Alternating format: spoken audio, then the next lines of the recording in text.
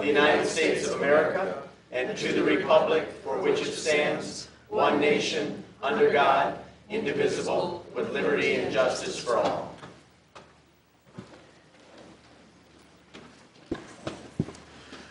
Okay, members present this evening are myself, Mayor Marl, council members Gearbaugh, Seibel Koenig, Rhodes, Roth, Tahar, and Dillon. From city staff, city manager Campbell will be absent this evening, but we have Clerk Royal here this evening, as well as Police Chief Rennick and City Superintendent Engineer Rubel. At this time, the chair would seek a motion to approve the agenda as amended. There is an amended agenda in front of you this evening, which includes, and the clerk can correct me if I'm wrong, includes one additional thing on the consent agenda, which would be the appointment of Sonia Smith to the Parks Commission for a term expiring 12/31 of 16. And in addition to that, there is a presentation from the chair of the Celtic Festival Executive Committee that will follow the presentation from URS about the US 12 reconstruction project. So I just want to make note of those two changes. Are there any additions to the agenda this evening? If not, I would entertain a motion to approve the agenda as amended. So move. Moved by Councilmember Roth. Is there a second? Second. Seconded by Councilwoman Seibel Koenig. All those in favor of approving the agenda as amended signify by saying aye. Aye. Opposed say nay. Ayes have it. The motion carries unanimously. There are no absences this evening, so we will dispense with that. So first up this evening is my charter-sanctioned mid-year State of the City address. Good evening, City Council, City Clerk Royal, distinguished guests, and my fellow citizens. I'm glad to be able to provide a mid-year State of the City address, and of course, it's an honor to serve as your mayor. I have said many times throughout the years that Saline is a special and unique place, and those of us who are fortunate to call this community home are blessed in many ways. With all the opportunities this community affords, comes with great responsibility to ensure that Saline continues to have a bright and prosperous future. Moments from now, we will hear a presentation about the 2015 Celtic Festival, which also happens to be its 20th year. It's an exciting event with much to offer the people who have enjoyed it for many decades. But this year, we also have a number of new additions. There are a great many people who have worked tirelessly to make this event a success, and it's never too late to get involved. If you are interested in volunteering, I hope you will, but more importantly, I hope to see everyone there this coming weekend, July 10th and 11th. Of course, as many of you know, we are a city, and we as a council are very proud of the work we've done to stabilize and improve the city's financial position.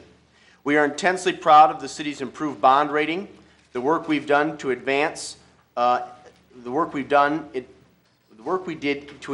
adopting of a fund balance policy, and our recent 2015-2016 budget. As I've said in the past, budgets are a reflection of our priorities and values, and staff and council have been very thoughtful and thorough in the way we have considered our budgets. In particular, I'm pleased with this current budget that includes funds for new personnel at the police department and a new part-time code enforcement officer, as well as funding to support Rec on the Go. This budget also plans for anticipated retirements, which is approach indicative of forward-looking organizations. I'm also pleased that there is broad consensus on council to continue to consider pension and health care liability. In fact, next month we will be discussing and hopefully work towards adopting a new policy outlining our approach for employees interested in purchasing years of credit towards their pension. The city continues to work hard to leverage new economic development opportunities and encourage investment in the Saline community. Later this month, we will discuss a proposal by a well-regarded developer to acquire and develop our Monroe Street property, and we have some other interesting proposals on some of the other city-listed sites. I know we are all eager to work with potential developers and carefully consider their proposals. I've talked in the past about our LDFA TIFA task force, and I want to thank the members for their work. Later this month, we will consider their changes to the development plans for our industrial parks, as well as various commercial areas. I think they made some common sense, prudent recommendations, and their recommendations appropriately reflect new trends and forward-looking priorities. On a similar note, I have communicated with staff, legal counsel, and the chair of our Code and Ordinance Review Task Force to call upon the group to reconvene in the coming months to investigate the possibility of changing some land use and zoning requirements in our industrial parks. I believe we need more flexibility and a more contemporary approach. There may be some value in thinking about these spaces as innovation parks instead of limiting them to exclusively industrial. Many other communities in southeastern Michigan and across our region have found ways to look at existing properties in new ways by looking creatively and strategically at the way our zoning ordinances work. Saline can better encourage and cultivate this type of investment, and it's what we want to see in a 21st century economy. The City of Saline will continue to hold citywide events targeting large businesses as well as small businesses and entrepreneurs. In fact, we will have one such event later this summer and another in the fall. The city will continue to invite existing businesses so that we can better understand their needs and connect them with resources that may be helpful. But we will also begin to be more aggressive in reaching out to developers and business leaders who may have an interest in operating in the Saline community. Make no mistake about it, our approach of working proactively with the private sector to help to create jobs and encourage investment in the Saline community will continue, and it will continue to be one of our primary areas of focus moving forward. In just a few days, a major infrastructure project will commence on North Harris Street. Area property owners have already been notified, but I encourage all residents to please be patient and to plan accordingly. The infrastructure project that consumes most of our time and energy to date is the 2016 Michigan Avenue Makeover. The planning for this project continues to go well, and candidly, the city was elated to receive more TAP grant funding than we initially requested or anticipated. We remind our citizens and business owners that the project will not only include the reconstruction of US 12, but the modernization of our streetscape and improved safety features along the length of the project, which will stretch from Maple Road to just east of the dam. The city continues to partner with Saline Main Street and other stakeholders to leverage new opportunities in our downtown, but also to strategically manage the resources we currently have. One particular item of note on tonight's agenda is Merchant Park. I think we have a responsible and conservative approach to improve the viability of this space, and also make it safer. While our downtown is historic, and it's what makes Saline unique, we have other important areas of commerce located throughout our community. With an understanding that we need strong and stable businesses and areas of commerce on our western border, the city will be organizing an event later this year and inviting the business and property owners along with other stakeholders to develop more cohesion and strategy for that area in our community. City staff, Mayor Pro Tem Rhodes, and I have already met about this initiative, and I believe that there is great potential there. Another important item on tonight's agenda is a contract to begin a citywide initiative to improve sidewalks and walkability. What is being proposed tonight will resolve approximately 90% of the defects in our city's sidewalk inventory through the utilization of Metro funds, coming at no cost to taxpayers. As I've stated in the past, our efforts to improve public transportation and connectivity will continue. I hope that we are in a position to partner with AAATA, more commonly known as the RIDE, in the very near future. In the meantime, I encourage people to utilize People's Express. Since we've added a second bus, they are now more responsive and accommodating. The safety of our community, my friends, is of paramount importance, and we continue to be served well by the men and women of our police and fire departments. Our efforts related to combating substance abuse and addiction continue. Although the progress has been slower than I or many would have liked, the group is close to finalizing its strategic framework.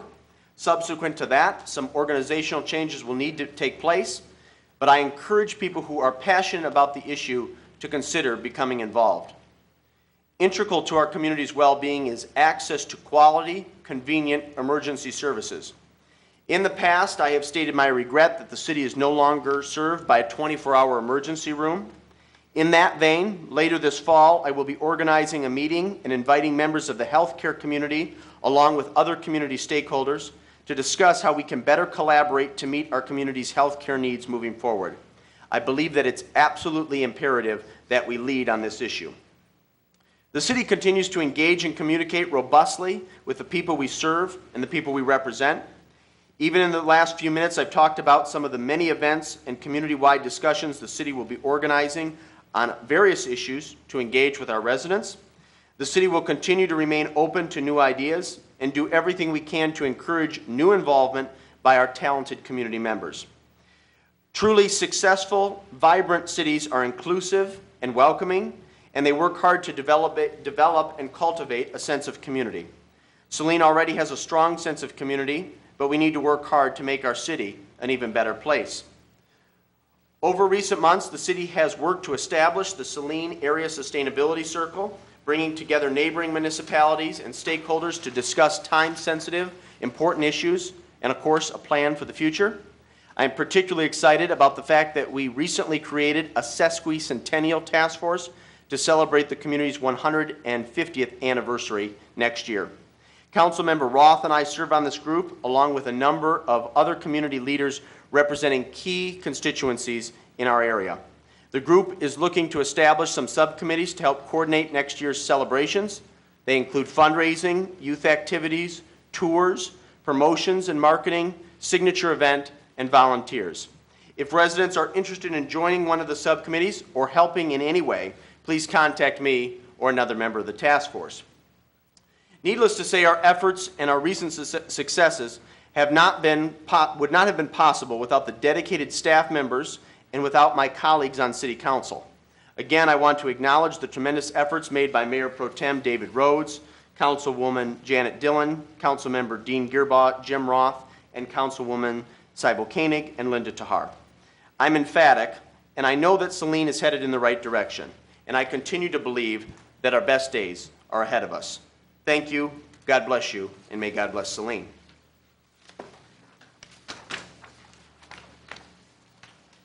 Moving on the agenda this evening, we have presentations. The first is from Mike DeVries from URS regarding Henry Street traffic plan for the US 12 reconstruction project.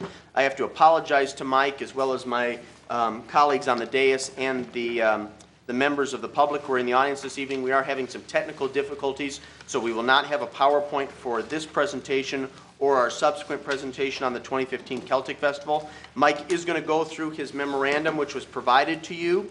Of course, Lynn Kirby is also here from MDOT. We appreciate you being here, Lynn. At the conclusion of their presentations and remarks, I will open it up for questions. But what I am looking for this evening is consensus on the options that were enumerated in your packet this evening. Again, to reiterate a point that was made previously, it is staff's recommendation that we go with configuration A. But again, I'm going to turn it over to Mike at this point for his presentation and comments from Lynn. We'll entertain whatever questions you have. And then again, I am looking for a consensus from the dais this evening on how best we can move forward on this issue. So, I'm sorry to belabor the point. Mike, the floor is yours. All right. Thank you, Mr. Mayor. We met back on May 18 to go over the different traffic control construction staging options for Michigan Avenue, US 12, and we looked at options to construct the road part width where you maintain all traffic on the street, and then we also had an option where maybe you create a detour using Henry Street, which would allow the construction to be completed more quickly. And of course, the issue then is you have MDOT's trunk line traffic on Henry Street, which is it's an issue. So we put together a memo based on the discussions that we had on May 18, bringing up and trying to address some of the concerns that council had as well as members of the public who spoke there. We looked at 3 different options for what it might take to use Henry Street as a detour. Option number 1 maintains all westbound traffic along US 12 through town, through the construction zone, and we convert Henry Street as the detour route, but we keep it as a 2-way road. So 1 lane in each direction along Henry Street. However, because US 12 is detoured, they'll have an extremely large amount of traffic eastbound as opposed to the amount of traffic westbound. In order to make the detour flow a little bit better, temporary traffic signals would be erected at Ann Arbor Street and Henry, and as well as at Maple.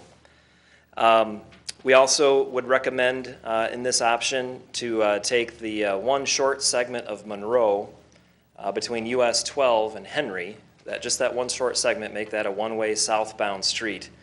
And that's going to be necessary to do because of the construction ongoing up at US 12 and Monroe. During construction, it's going to be very difficult for trucks and larger vehicles to turn onto the detour if they're going eastbound on US 12 to go south on Monroe and then to make a left turn to go east on Henry.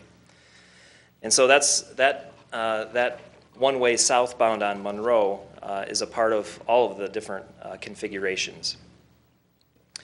So with configuration A, Henry Street can be striped a couple of different ways if you keep it as a two-lane, two-way road. You can stripe it as like a three-lane pavement with a center turn lane and get rid of all parking along Henry. That's sort of what configuration B entails.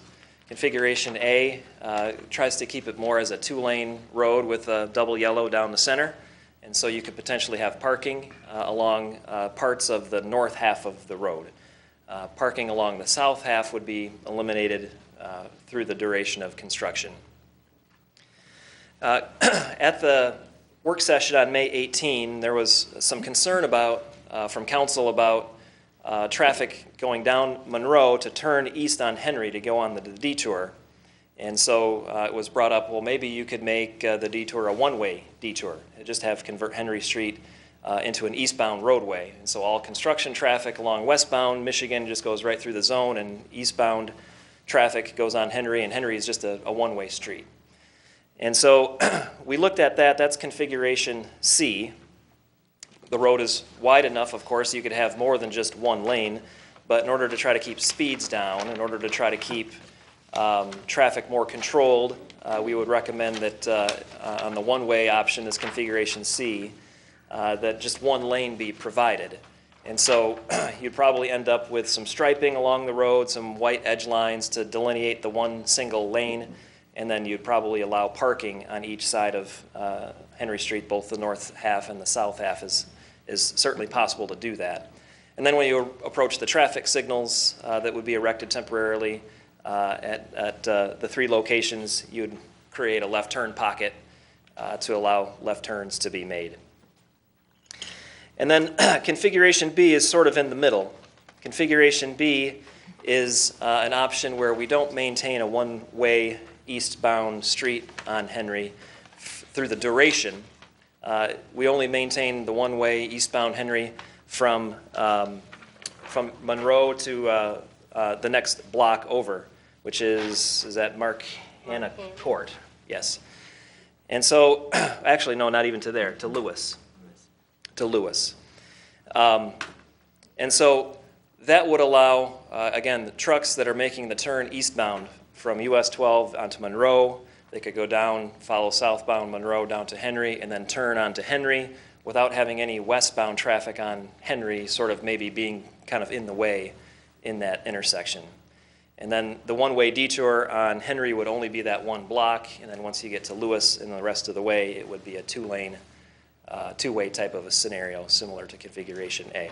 So configuration A, two-way street. Configuration C, make Henry a one-way street. Configuration B is kind of in the middle. That's really sort of a brief synopsis of what it would be. I could go over more details pointing at my computer screen, but nobody would be able to see that. So I believe you guys have had the memo, so if there's, I guess we can just kind of open it up for questions at this point Sure. on. We would welcome that. Thank you, Mike. Questions? We'll start at the end of the dais with Ms. Seibel-Koenig. I think I just have a couple right now. Eastbound Henry, are left turns permitted at Lewis Street if you are eastbound? With any of the options, I don't anticipate we would eliminate turns anywhere. So there's no signal there and there's no turn lane there in this drawing? Right. So that traffic would stop if someone wanted to turn left onto Lewis? That's If they correct. wanted to get back to Michigan Avenue? That's correct. Can they re-enter Michigan Avenue off of Lewis then? Yes. Okay. And, Except for the part of time when the Right. US 12 Lewis intersection's under construction. There will be Right. I guess my other comment is, I'm wondering about the safety of any side parking on Henry Street during this time. With the increased volume of traffic going through there, I'm concerned personally that parking next to all the trucks and everything going by just feels a little unsafe to me on either the north or the south side. The configurations A and B, which are primarily the two-way configurations, we show disallowing all parking along the south half of the road, where the heavy volumes are going to be, which is eastbound. Right. We thought it might be useful to allow some on-street parking along the westbound side of Henry because of potential needs maybe for deliveries for some of the businesses that are along Oh, that are would be along east of Michigan. Ann Arbor Street? Yeah. East of Ann Arbor. So there's some, we thought it might be worthwhile to consider it. If it was westbound that was using the detour, then maybe we wouldn't want that because it'd be hard for cars to get in and out of the parking. But because westbound will be allowed through the construction zone, unimpeded almost, we didn't anticipate the westbound flow to be significantly higher, such that it would make parking more difficult. Oh, okay. So it's trying to strike that balance, Yeah. you know, of providing mobility and safety, but also providing some of that accessibility for parkers. Thank you. Thank you, Ms. Cybo-Koenig. I'll just work my way, let's just work our way back, excuse me. Mr. Gearbaugh, do you have any questions, sir? Not at this time. No? Okay, Mayor Pro Tem Rhodes? Question on the location for the temporary traffic signals. Seems to me, first of all, let me say I'm in support of configuration A, 2 lanes both ways on Henry Street.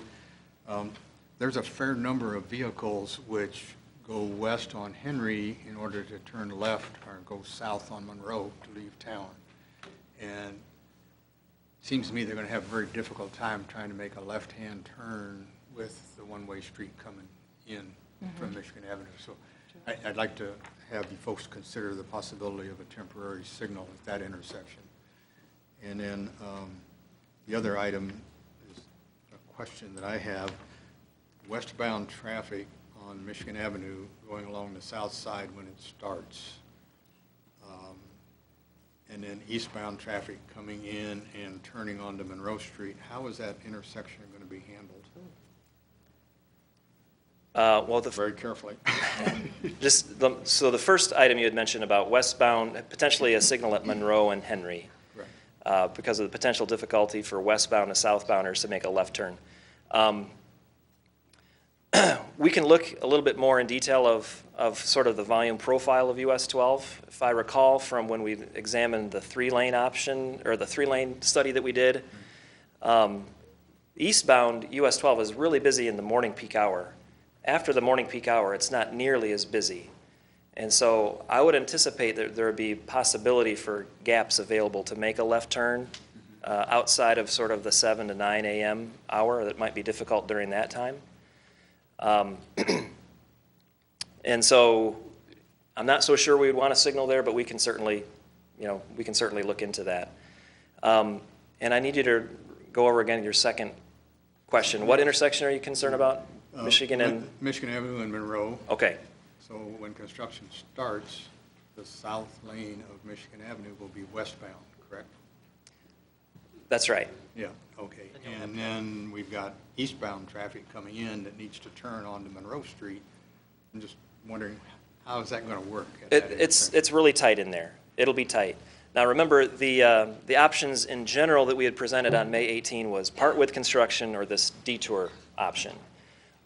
Since the detour uses Monroe to get to Henry, the construction option really that you're left with for west of Monroe is part with construction. So it will be half and half construction west of Monroe, no matter what we do with the detour. So it's going to be, there'll be a lane of westbound traffic, sort of, it won't be along the south curb. It'll be on the south half of the road, but more towards the center line. So that there will be an eastbound lane approaching Monroe, that they're not going to run into each other, let's put it that way. They'll be offset. They'll be offset, yep. And some of that westbound traffic on Michigan Avenue is going to want to turn left onto Monroe to get out of town, where there's a bunch of folks who live out that way. Yeah. And it just, Yep. I don't know, it's a nightmare. Yep, and we're trying to look at options to provide like a left turn pocket in there to do that. Okay. If we're not able to do that, it's a possibility we have to split phase the signal, which means all westbound traffic flows, and then eastbound traffic flows, and then the Monroe signal phase. Well, Monroe's not going to have a signal phase because it's going to be just a one-way southbound from Monroe down to Right, to there won't Henry. be any. It'll just be eastbound and, just eastbound and westbound flow through there. Okay, all right. Well, thanks for considering those things, and particularly the temporary signal at Monroe and Henry. At certain times of the day would be very useful. Anything further, Mayor Pro Tem? That's it, thank you. Thank you, sir. Ms. DeHart? Thank you. I also had the same concern as Mr. Rhodes about the Monroe-Henry intersection, so I'm glad to know you're still looking at all the variations. My other question was about, we have two, you presented in the memo and on the printouts, two variations for configuration A with respect to left turns. One was having essentially a left turn lane for most of the length of Henry Street with no parking on either side, so 3 lanes essentially. Right. And the other one was just left-hand turn pockets. So on the face of it, it seemed to me that having more left-hand turn lane availability would be more attractive for the people who live along that street as well as the businesses because, and also for the purpose of not impeding traffic when someone's making Right. a left turn in a 2-lane situation. So can you talk about Well, pros and cons of the two variations as you see Sure. them? I think it comes down to how important parking, on-street parking is. If it doesn't seem to be all that important to the city to have on-street parking along Henry, then I would recommend that you put a 3-lane section in there with the 2-way center turn lane for a long length. And the reason why I would like to do that is because that creates a buffer, kind of a buffer space between the westbound and the eastbound flows. And then you can create some narrower lanes that way too, in order to try to address the idea of potential speed on Henry Street. So personally, I like the idea of the narrower lanes and striping it as like a 3-lane roadway with a center turn lane in the middle. But I was trying to be sensitive to the fact that the council might also be worried about on-street parking along Henry. Right. I guess for me, the question is the balance between eliminating some possible stops in the traffic flow because of people turning left without a left-hand turn lane if you just have 2 lanes versus the value of the on-street parking, so. Yeah. It's a good point you're making. I mean, it only takes one person to want to turn left, right, to stop Right. people behind them. And in some sections of Henry Street, the houses are fairly dense, Yeah. so that, it could be an issue. Anything further? That's it, thanks. Thank you, ma'am. Councilmember Roth, do you have any questions? No, I don't. I think proposal A looks the best. Okay, thank you, sir. Ms. Dillon? I just have a quick question. Please. Do you have any concerns with having 2-way traffic on Henry that it's going to cause congestion westbound on both Michigan Avenue and Henry? That both of those roads are going to be perpetually backlogged? Do I have concerns about it? That's a tricky question because congestion is going to come with the construction. And so, I mean, if it was, this is what you're left to live with for the duration of the city, then I would have concerns about it. But because of the fact that it's during a construction season, I'm less concerned about it. 1 lane on westbound through town on US 12, there'll be backups. There's no doubt about it. You know, when I kind of go back to some of the animations that I showed on the screen, I guess it was in the wintertime when we looked at what would take if Michigan Avenue were a 3-lane pavement. And you see some pretty large backups. I'm pretty sure that's going to happen. I think that's kind of unavoidable. And having 1 lane available for traffic eastbound on Henry is going to do the same kind of a thing. I think that backup, that congestion is primarily going to be felt mostly in the morning rush hour because eastbound is heavy in the morning and it's not all that heavy through the balance of the day. So I would think Henry is going to suffer a little bit during that morning time, and then it'll 9:30 it'll stay busy just because there's no traffic at all on Michigan eastbound, but it won't be, I don't think it would be unbearable. Okay. My concern was for those residents, is it just going to be standing traffic in front of their homes, westbound traffic? Will there be standing traffic? I think there's going to be some in the morning. Yep, I think there'll be standing traffic on Henry. I'm not sure there's a way you can get around it. And I'm not trying to sugarcoat it and say, oh, I'll be fine. I think there'll be traffic on Henry in the morning, particularly, yep. And if it is two-way according to configuration A, is there a concern at Monroe and Henry? Is the westbound traffic going to need to stop back further so the trucks can swing? We've laid out a turning template, and I don't have it with me, but that's typically where we would lay out stop bars is, what does a truck need to swing out to make the turn? And we'd base the location on that. Maybe it needs to get pushed back a little bit. I don't recall thinking that when I looked at that, but we would certainly take that into account. Because my concern is if the truck can't turn, then you just have a bottleneck there where nobody's going to move. And if there's a backup going westbound, it's not like that first car can back up to let the truck. Understood, so and that was kind of the genesis of configuration B. Right. Was to eliminate that westbound approach at the intersection. Okay. Yeah. Thank you. Yep. Anything further, Ms. Dillon? No, thank you. Thank you, ma'am. Mr. Gearbout, did you have something? Yeah, just curious. Please. How will the light signals be timed? Is it the idea to get the most traffic through, or, because I'm concerned about turning it into a raceway to beat the lights?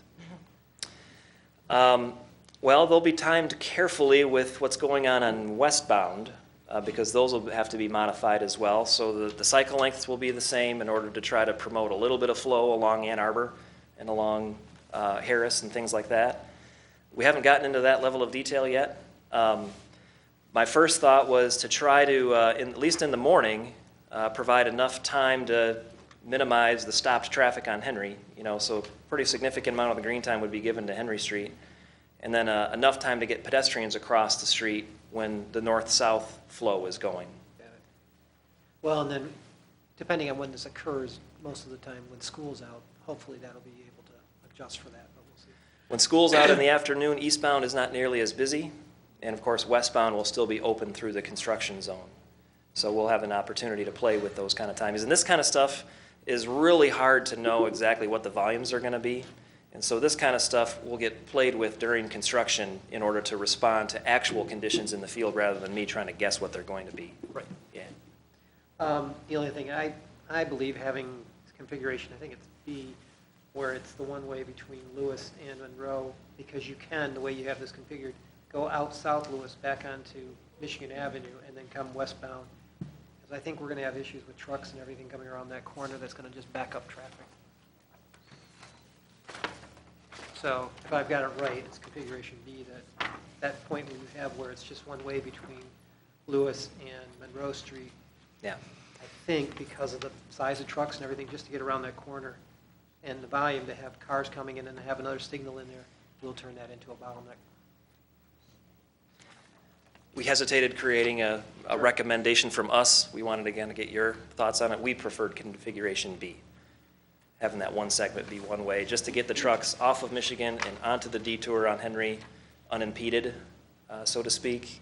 And then once you get them onto Henry, then you can control the traffic a little bit better once they're in line and just going down the road.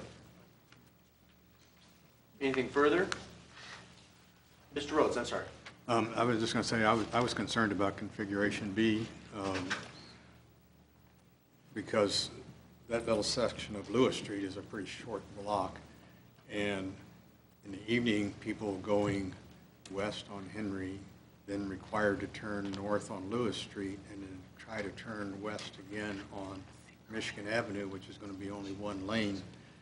I don't know how they're going to get into that traffic stream unless somebody feels generous and stops and lets them in. I would anticipate that there would be gaps created in traffic by the signal at Ann Arbor. Well, there's not too I mean, many that's- gaps in the traffic now when it's 2 lanes coming through because that's. I understood there's not a lot of gaps, but Yeah. what you're describing, where not being able to make that left turn from Lewis, could potentially be said about any driveway that generates traffic along there too. And I think I would think there would be some gaps available in that signal along that's at Henry, or excuse me, that's at Ann Arbor. Although a How many driveway- there are, I'm not exactly Yeah. sure. I mean, it's Driveway- busy in the afternoon, Yeah, right? Driveway is much different than all westbound traffic on Henry that hasn't found a home already, having to turn right onto Lewis and then go down. That's that's going to be really difficult. And I think that both of these concerns could be solved if there was a traffic signal Agree.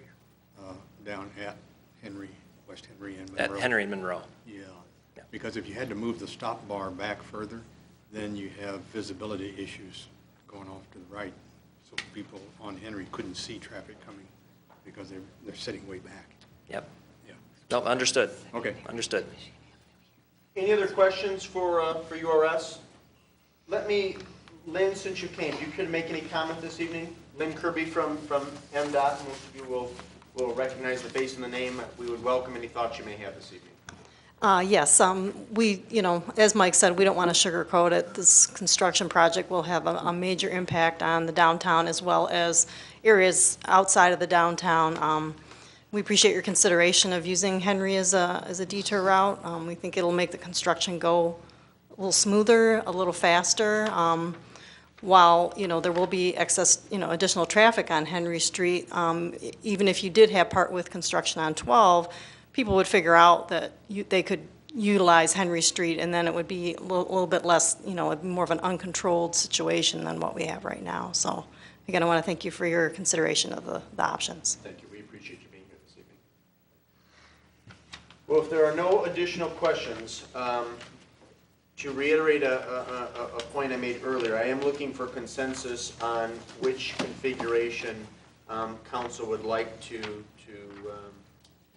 move forward with. You have configuration A, B, and then of course C, which is found on page 2 of the memorandum from URS. Some of you have already articulated a preference. I know Mr. Rhodes has touched on this point on numerous occasions. It sounds like there's broad consensus for URS to investigate the feasibility of a traffic signal at Henry and Monroe Street. I know Mr. Rhodes feels that way. I would share that sentiment. I think I saw Mr. Gearbaugh nodding in the affirmative earlier. Oh, no, you do not want to investigate that.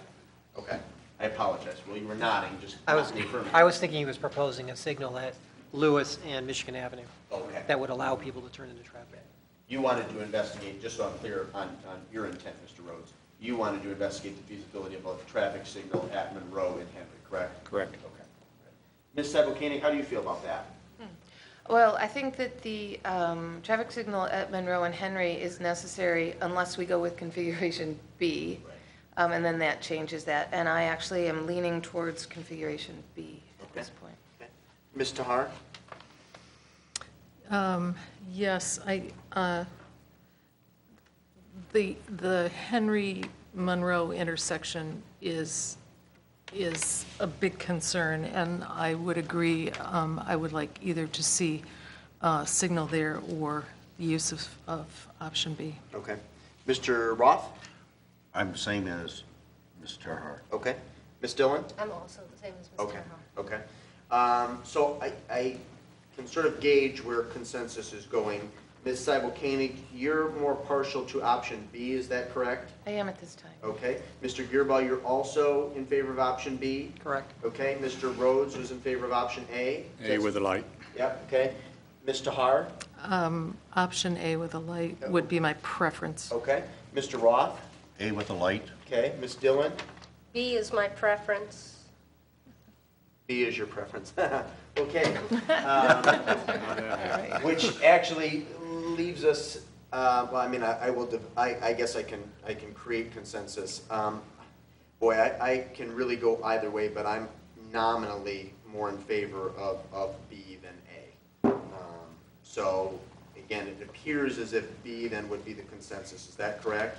Gearbaugh's a B, Sabo-Koenig's a B, I would be a B, and Ms. Dillon would be a B? Okay. So, do you feel like you have the direction that you need? We do. Okay. So obviously, the investigating the feasibility of a light at Monroe and Henry is sort of a moot point at this juncture. Why don't you, if you wouldn't mind returning to the podium, talk to us a little bit about next steps. So now that you have consensus from council that our preference is for B, you're going to move forward and schedule a public hearing, a public engagement. Yeah, that's the plan, and I don't know if Lynn would like rather speak to this than me, but I believe we're going to set up a public meeting. Yeah, once we receive the approval to move forward, we'll be setting up a public open house. We'll have displays to show how the traffic is going to be maintained, and some other things about the project. So that would be the next step. Probably have to get with some of the other folks at MDOT to schedule a meeting, and you, city staff, probably sometime in August or late July, something like that. And, we'd also like to coordinate with the business owners and be through, if there's a Chamber of Commerce meeting or the Main Street group, to give them a presentation also. So those are our next steps. Very good. Mr. Hart, did you have a comment or question? Well, I wondered, did we also wish to discuss the the left-hand turn options on Henry Street? There were two variations presented within the presentation, or is that something that will be looked at further and decided elsewhere? Mike, do you want to comment on that? Well, like I said, it all depends on how important parking is. We tried to have some segments be more like a two-lane road to provide parking along the north side, but if it's not a critically important issue, then I would prefer a three-lane pavement in order to create some buffer space between the heavy eastbound flow we anticipate and the westbound flow. Plus, you can stripe it as like a 10 or 9-foot lane to try to get the speeds down. Well, there's no harm in seeing if we can develop consensus on that point this evening. I don't mean to keep picking on you, Ms. Cyber-Candy, but I know you verbalized an opinion earlier, or at least a concern about on-street parking. Do you have any thoughts that you'd like to express at this time? I do sympathize with the fact that it is going to consume some of our parking if you were to eliminate on-street parking altogether. There's one real stretch of business zoning. You talked about deliveries, possibly using those the north side parking. And there's really only one big block in that stretch. Most of it is residential with driveways, and hopefully most of those residents could park off-street. On-street parking is parallel parking, which in itself, if someone's actually going to really parallel park there, it's going to stop traffic for parking. So I'm not sure how to gauge whether to eliminate all of it. I don't want our business owners to feel like we're not being sympathetic for deliveries. I know the delivery issue is huge anyways. So I don't really have an answer. Okay. I appreciate your comments. Mr. Gearbaugh? Parking, I'm not so much concerned as I'm concerned about safety, which we've all been Yeah. talking about. I mean, putting parking on the streets would slow down traffic, but the issue is, does it become a bottleneck if somebody starts to do something where they're passing around or whatever? The other option is, I don't know, we could potentially look, if we're worried about parking, putting a potential temporary lot perhaps on the big lot, seeing something about, there's other options we can look at. Sure. I'm just more worried about flow and traffic on that street, and I don't know how many cars are usually using that street in the morning. Ms. Sybos, Koenig said that there's quite a few, so Henry Street's already very busy, I don't know. and many people park, Right. residents park, so. There's a balance, so whatever There the is. balance works best, I say. Mr. Rhodes? I'm kind of twisting between myself. There is, I believe, a cutout area just east of Ann Arbor Street that would still stay parking, I'm assuming, regardless of what, because there's the curb bump out there. Oh, yeah, that So spot. there's still right. going to be some parking there. So the only parking that we're really talking about losing is mostly what's on the west side of Ann Arbor Street. So I guess in the interest of keeping traffic moving through, I guess I would support elimination of parking, on-street parking. Mr. Hart? Yeah, I would be in favor of left turn options for as much of the stretch as possible, both to keep traffic from getting bottlenecked when people are making left-hand turns, and also to narrow the lanes to slow down the traffic. Mr. Roth? I'm in favor of having a left turn lane and doing away with on-street parking, because it's be quite dangerous for high volume for anybody to get out of their car. You'd be waiting forever as far as to get your door open. Thank you, Mr. Roth. Ms. Dillon? I'm also in favor of foregoing parking for safety and possible left-hand turn lanes. And I would agree. Yeah, okay. I think in the spirit of safety and also with an understanding that we want things to move as expeditiously as possible. You bet. I think that's a wise approach. So the graphics that we'll show at the public meeting will reflect that then. Okay. Very good. Anything further from council? No, I thought Terry had. Mike, appreciate your time. Thank you. Lynn, thank you very much. Yep. Okay, moving on the agenda this evening, our second presentation this evening is the 2015 Saline Celtic Festival, and we have Don, the chair of the Celtic Festival Executive Committee with us here this evening. Don, we appreciate your time, but more importantly, we're excited about the 2015 festival, and I think you're going to tell us about a lot of the recurring events and amenities that people have enjoyed, but also some new and exciting features. So I'm going to turn it over to you, Don. Thank you, Mayor, and thank you, Council, for your wisdom of approving the 20th Annual Celtic Festival. I just left a meeting with 40 volunteers, enthusiastic volunteers, that are promoting this city and this festival. We are very, very proud. We intend to make the festival event this year better for people coming into this city and attending the festival. We want to make them happy coming in. We want to make them happy going out. We have added event staff so that everybody knows who to talk to. We have a 6-person golf cart that's going to allow people to be moved around the festival. There'll be several greeters at the front of the festival to welcome people into the festival. We're going to listen very, very carefully to any complaints and try to make this a happy event for everybody. We're adding laser shows this year. We're adding a zip line, a 300-foot zip line. It's 3 stories high. We increased our marketing this year on social media by 275%. We've hit over 30 news outlets promoting this festival. If you don't see our signs, then you're blind. On June 11th, we had a guerrilla marketing day where we hit over 100 businesses, where we talked to business owners, from gas stations to tailor shops, whoever who would listen to us. We put our signs out, and we had tremendous response from the people or the business owners.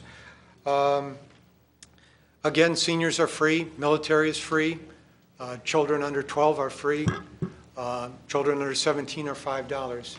I think it's the best bargain you're going to get anywhere. We'll have 21 entertainment groups, music entertainment groups. There'll be 31 merchants. 21, I believe, are local merchants, farmers market type merchants, 10 food vendors, 4 pipe bands, 21 Michigan craft beers. We have 45 Highland athletes that are showing up to compete. We have 105 young ladies competing in the Scottish dance competition. We have the Ducky Race by the Rotary Club. We have 8 community not-for-profit groups that are going to present. We also have a downtown merchants booth this year to try to bring the downtown merchants in. The mayor's going to have a VIP tent, and on the day of the festival, we'll have 200 more volunteers at the event.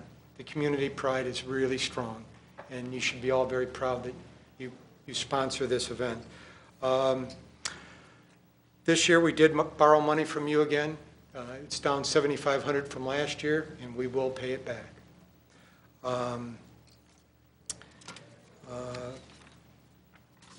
Probably the most important thing, or the 2 most important things, is we're 100% Michigan this year. We're in pure Michigan. All our entertainers, products, services, everything that we're doing is paid for and by a Michigan-based business. And as of this point, there's only a 50% chance of rain on Saturday. So I'll entertain any questions. Real quick, just so we're really clear on this, Don. The start time on Friday, when can people start to get into the park? 6 o'clock. For pub night? We'll have 6 o'clock. Irish football and a laser show, 2 bands, and beer. And then, everyone at the dais here knows that there's a brunch, of course, that I'm hosting at 9:30, and then opening ceremonies at 11, and then most of the activities start subsequent to that, correct? Correct. And we also have, on Thursday night, Main Street has been kind enough to let us bring our group in to perform at the Music in the Street Festival. And we'll have a demonstration of sheaf toss and a lot of good Irish music. So, I mean, I'm sure I'm missing things. There's so many things going on. It's almost overwhelming. It's very exciting. Are there any questions for Don? Hopefully, we'll see you all this Friday and Saturday. Come on at the down. 2015 Kels Festival. One of our greeters is sitting right over there. Very good. By the name of Jim Roth. Thank you, Jim. Thanks, Don. Appreciate your time this evening. Thank you. Thank you very, very much. Okay, moving on the agenda this evening, we've come to citizen comments on agenda items. Under the Open Meetings Act, any citizen may come forward at this time and make comment or question on an item that appears on this agenda. Comments will be limited to 3 minutes per person. Anyone who would like to speak is requested, but not required to state his or her name and address for the record. Well, I don't envy you next year for the U.S. Highway, but what I was wondering, this is going to be a big impact, on our police department. And since it's a U.S. highway, can we, or the city, ask for additional help as far as in policing? Because if it was a local street, we could close it and we could have it all under our control. Because it's U.S. highway, they say this is the way it's going to be. And I was wondering if you possibly, if you can accept rejection, you can ask for some help as far as for our police department. I'm here to talk about the Merchants Park with my time left. And I have spent about $23 in pictures of our other parking lots and concerns I have. The mayor, of course, I appreciate you talking about safety being first and foremost. There are some broken sidewalks in our parking lots. There are weeds that I don't know who's supposed to take care of.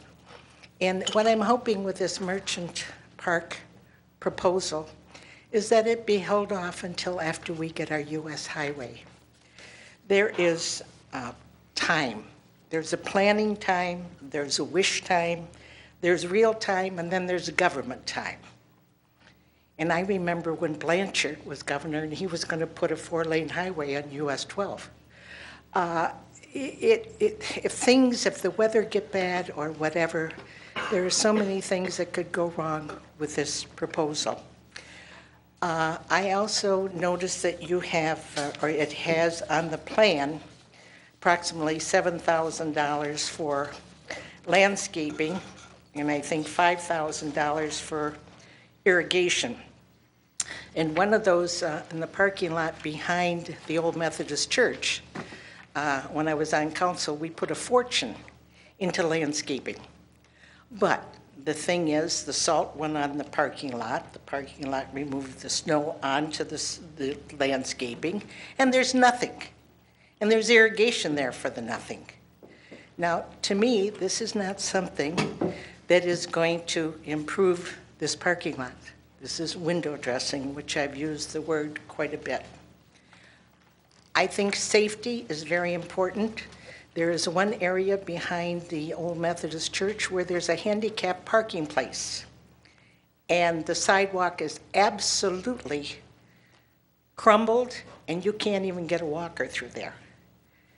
Our parking lot where we have our wonderful farmers market, that parking lot is falling apart. And I'm hoping that you can tell the public where the plan is for this. That's my time. Thank you. Thank you, Mrs. Hess. Are there other citizen comments on agenda items?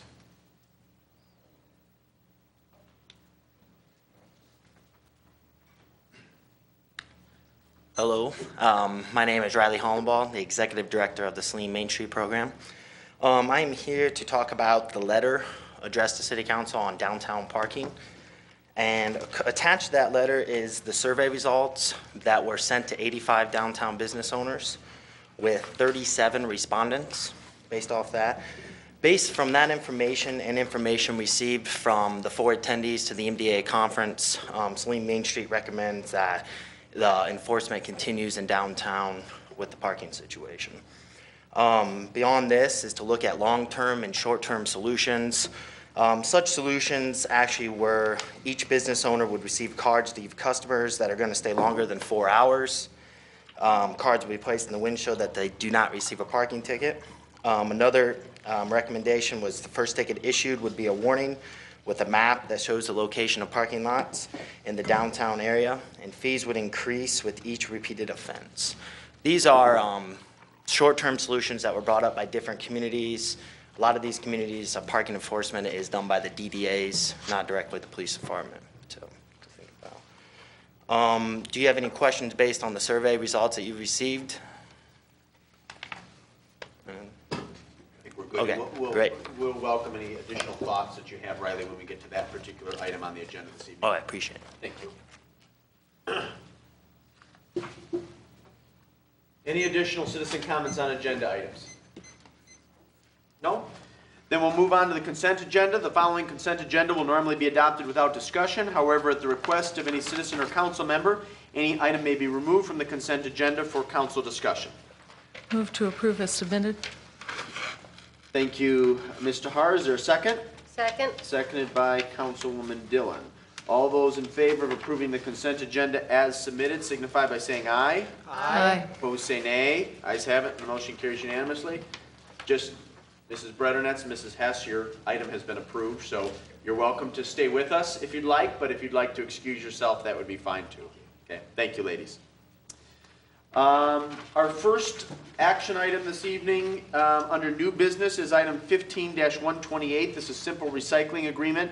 This is a follow-up from a presentation that was made at the last council meeting. This will be a motion to acknowledge receipt of the July 1st, 2015 memo from City Manager Campbell and to approve or not to approve the simple recycling agreement and authorize the mayor and clerk to execute the agreement.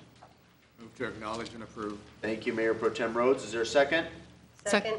Seconded by Councilwoman Tahar. I'll get you on the next one, Councilwoman Dillon. Of course, Mr. Campbell isn't here this evening. Mr. Rubel, are you able to speak to this at all?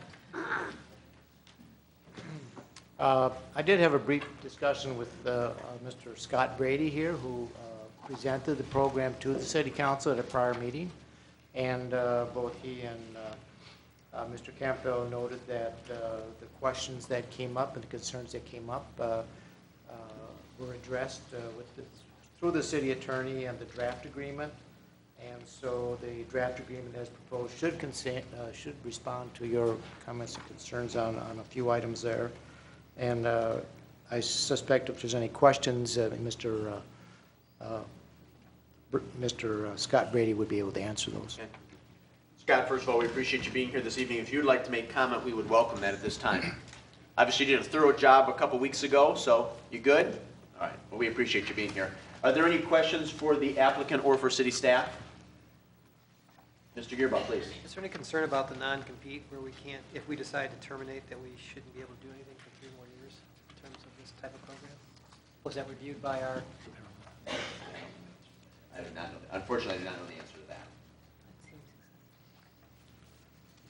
Other than the fact the attorney did review the entire agreement. Okay. Just 3 years seems a little long. That's my concern. Mr. Hart, please. Of course, I can't point out specific parts in the draft agreement because I didn't mark them, but as I was reading it, I had the same question initially, but then later on, there are other areas where, under certain conditions, the non-compete or the not going to a different program doesn't apply at all, which alleviated at least some of that concern for me. Any additional questions? Subsequent discussion? No? Okay, we're going to proceed to vote. It's been properly moved by Rhodes, seconded by Tahar, to acknowledge receipt and to approve. All those in favor signify by saying aye. Aye. Opposed, say nay. Ayes have it, the motion carries unanimously. Thank you again. Appreciate it. Look forward to working with you. We move on to new business item 15-129. This is community event application pep rally. This will be a motion to acknowledge receipt of the June 11th, 2015 letter from Saline Area Schools Superintendent Graydon and to approve or not to approve the application for a community event for a pep rally on Thursday, August 20th, of course, 2015, from 7 to 8 p.m. on South Ann Arbor Street between Michigan Ave and Henry. Move to approve. Acknowledge receipt and approve. Thank you. And was that a second by Ms. Dillon? Second. Thank you, ma'am. I know that Superintendent Graydon is not here this evening, but Kurt Ellis, Administrator from Saline Area Schools and Human Resources Director, is here. Kurt, we appreciate your time this evening. Do you care to make any comment in addition to what was enumerated in Mr. Graydon's memo? This is the second request for this. We started the event last year and felt like we had great success kind of kicking off the school year. It was an opportunity to bring the school community downtown on a Thursday night for an hour or so, and so it was very well received, and it was very much welcome the opportunity to do it again this year. Great, very good. Are there any questions for the applicant or for the clerk's office who processed this request? No, I think it's great. Okay. Well, if there's nothing further, we'll proceed to vote. It's been properly moved by Rhodes, seconded by Dillon to acknowledge receipt and to approve. All those in favor signify by saying aye. Aye. Opposed, say nay. Ayes have it, the motion carries unanimously. Thank you, Kurt. Moving on under the new business section of our agenda, item 15-130, this is 2015 Leadership Training Agreement. This will be a motion to acknowledge receipt of the Leadership Training Agreement and to approve or not to approve a one-year agreement between the City of Saline and the Coalition for Quality for Communities in the amount of $1,000. Move to approve. And acknowledge receipt, Mr. Gearbaugh? Yes. Thank you, sir. Is there a second? Seconded by Councilmember Roth. Thank you very much. Mr. Rhodes, would you care to comment on this? I would, briefly. We are currently accepting applications for the next Saline Leadership Institute class, which starts in September and runs for 9 months. It is basically 1 day per month, and it is a great opportunity for those who feel the need to develop their leadership skills even further than what they may be, and or to provide access to a great network of folks within the community. You do not have to be a resident of the city of Saline to participate in the event, and there are many of us in the room here who have gone through Saline Leadership Institute at one time or another.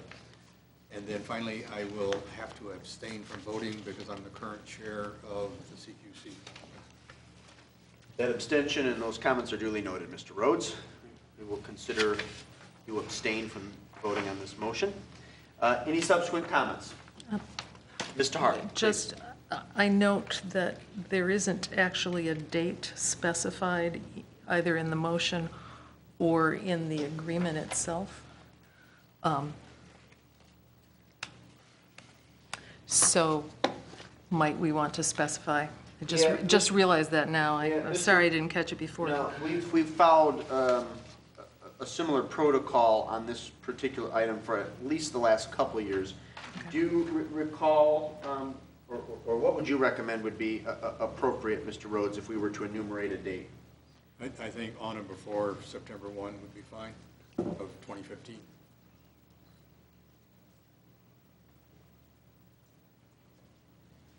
All right.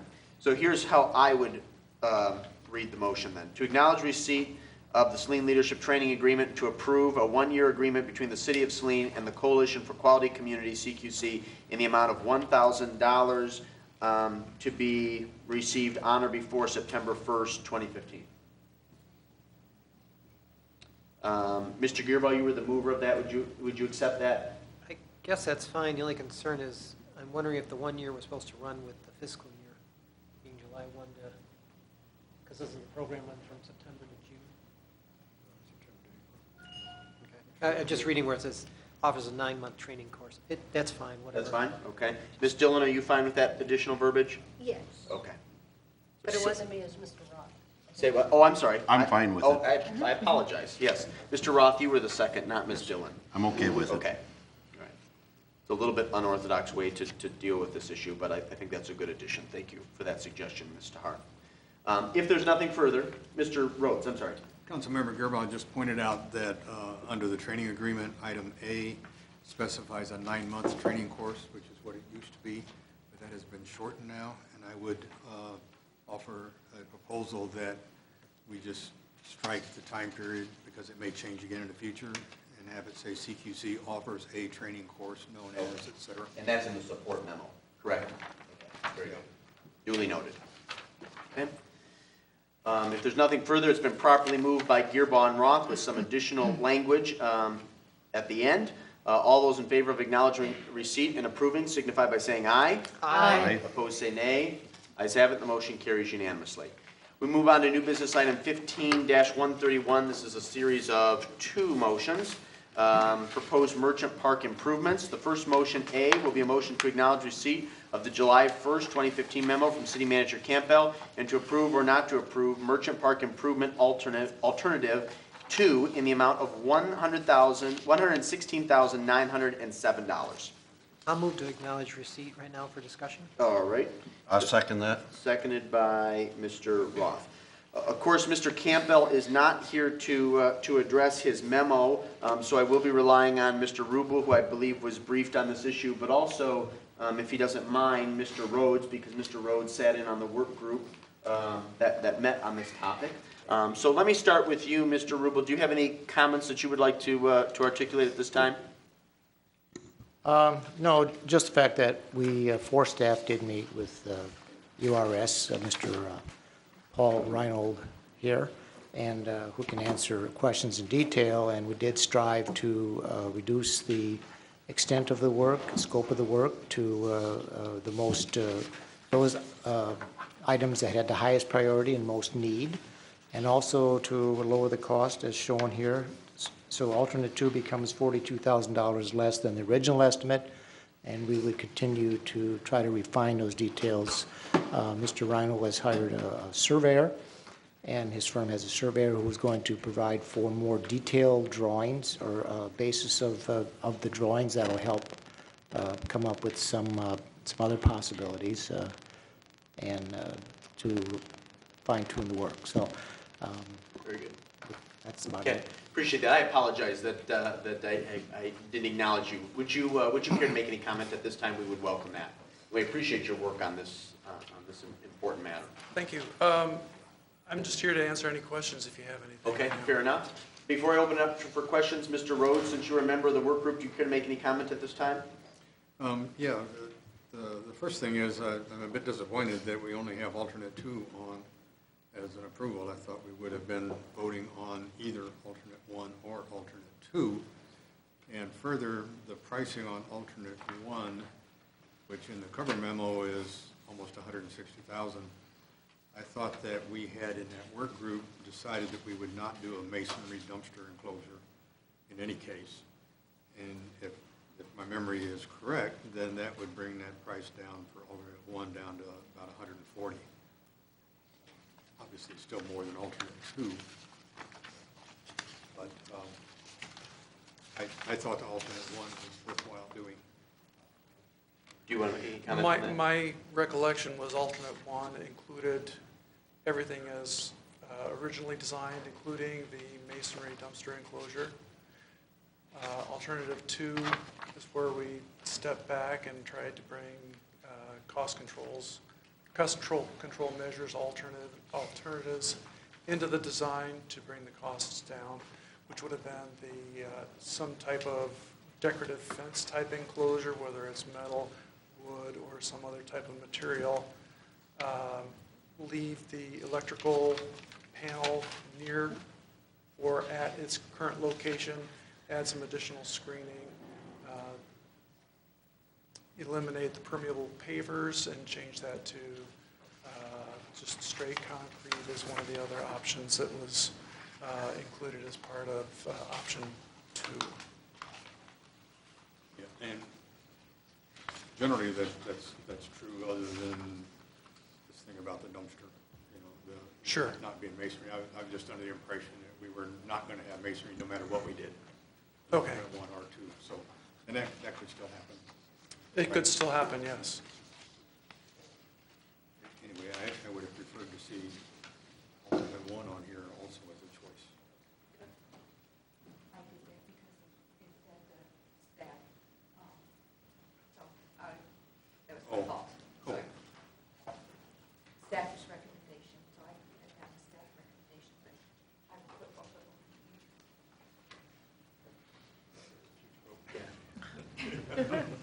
Mr. Gearby, did you have a question, sir? I was just going to, and you already did, highlight the changes from what the one was to the other, just to indicate what kind of significant, and you already have, the biggest one I see being the electrical panel and the enclosure around. That's the, correct. dumpsters. The only thing about the enclosures around the dumpster, I would prefer it not be wood, that it be plastic and something like that. Sure, More decorative sure. plastic, something that's more Yes. maintainable and potentially can be fixed and replaced quicker than a masonry wall or whatever. Right. I mean, from my perspective, I think alternate 2 is at least being more cost effective. I do know there's some issues on here, potentially being the permeable paving, but if that's more an issue of attempting to be a little more decorative than being, I don't know, what was the idea with the permeable paving? To allow better drainage, or? It's a drainage alternative so that we use the entire plaza area as to take up the water, as opposed to a single inlet. Yeah, and currently, and the question was raised, is if you look at the plaza right now, there's large drainage tiles coming down. Coming down from the roofs, yes. How will those be tied in, or how will those be handled? I don't know yet. That's part of my job when I get the survey and know exactly where everything is coming from. I need to develop a design that takes care of all the drainage in that area. There is an inlet that is just outside of the plaza area in the parking that has sufficient depth to connect to. And that's why I'm wondering, does this bid include the potential cost that it will be to put all those tied into that drainage? It's an estimate based on a concept design. Once we get the survey, then I'll be able to do design development drawings and then proceed into construction drawings, where I can have a better idea of where the drainage is going to be going, how many leads need to be tied into from the roof drains, and So take even- all of that into account. Okay, so even right now at 116, we could be looking at something significantly more. If we It'll be continue. my job to keep it within that budget. I mean, I'm more concerned about the drainage issue. I think looking at that just from the other day was significantly, and so that's why when you're talking about permeable versus the other one, I want to make sure we solve the problem. And if that means having to tie those in, then we may potentially have to have a higher Well, cost. we'll definitely have to tie them in somehow. I just don't know how yet. Got it. Yeah, in the task force, we had not anticipated that they would discharge onto the surface and then go to some kind of drain. We knew, as you indicated, they were going to have Good. to go to That's something underground. That's why I wanted to make sure we at least were thinking it that way, so Sure. thanks. Sure. Approximately how long to complete the survey? It'll take probably a week to get it scheduled, and then a week once they come out and take all the spot elevations to get it back to me. Okay. And then how long, when the survey is returned to you and you can do your assessment and renderings, how long of a turnaround then? Probably about 3 weeks. Other questions? Mr. Har and then Mr. Roth? Yes. So if I'm understanding correctly, whatever we approve tonight is not the You're not approving the design. final answer. Correct. Okay, so I would then make a perhaps nitpicky comment. The issue of a sprinkler system, irrigation system, is $7,500 in the estimate. I consulted with a couple of high-level master gardeners about this how this project looks, and they both felt that using xeriscaping, which would require no irrigation at all, would be very attractive and could use native plants. And so I would just encourage you to keep that possibility in mind down the road. It might save us some money and would, Sure. And also perhaps future headaches for I would DPW down the road in anticipate- the future. Yeah, I would anticipate seeing drip irrigation. Even with native plant materials, you're looking at some summers where you're going to need something to be able to maintain the material. Anything further, Mr. Hart? That's it, Thank thanks. you, ma'am. Mr. Roth? I've got several questions, but I want to thank the group for going back and reconsidering, to keep the cost down. I was hoping that, I think the reason I second it is to acknowledge receipt. I don't think we have enough detailed information to approve such the dollar amount at this point in time. In that we don't have an answer exactly what the electrical panel is going to look like, as far as once the dumpster's removed. I think that I'd like to see a drawing of that so we know whether we really have one additional parking place or not. I have a question. The electrical panel, is that for controlling the lights and stuff in the parking lot, or does it do more than that? Honestly, I don't know at this point. Okay, can it say if it's for controlling city's electrical stuff, I can see where that is a cost that we could bear, but far as otherwise, if the service, some other place or building, they should share in the cost of that particular thing or be involved as a partner in this project. And I want to be sure we have partnership understanding so we don't have misunderstandings like we did in our previous alley project. So I want to be sure all things are cleared with whomever that belongs to.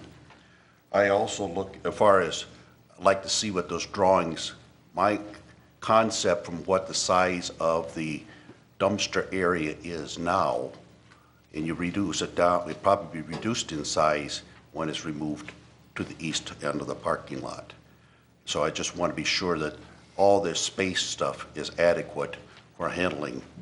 And also have a concern that far as why do we really, do we need that extra parking space? Why do we really want that? Is it for as a visual enhancement of the Merchant Park? I don't understand the great importance of it.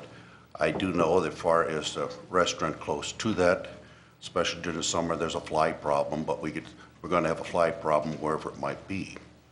I also look at far as if we improve this Merchant Park, it will probably open doors for any restaurant establishment when they have seating outdoors in that particular area. So these are some concerns that I have with it. I also have a concern that far as our lease agreement that we have with it, that I think that, and it's another part of Part B to this particular topic, I think that is way too long to extend it out to 32 years from now, because whatever we do is not going to last 32 years as far as whatever we have with it. It's going to need some improvement in between. And so I'll address that at the Part B part of it. So there's several concerns that I have with it, as far as if the people who are using the dumpster area, if they've been consulted with it, if they want to carry their garbage, and it would come from the hot dog place and Dan's, it's going to be an additional time consuming for their employees to transport that stuff down to the particular area. We will be not only tying up the traffic within the parking lot, we'll be also tying up the traffic on Hall Street.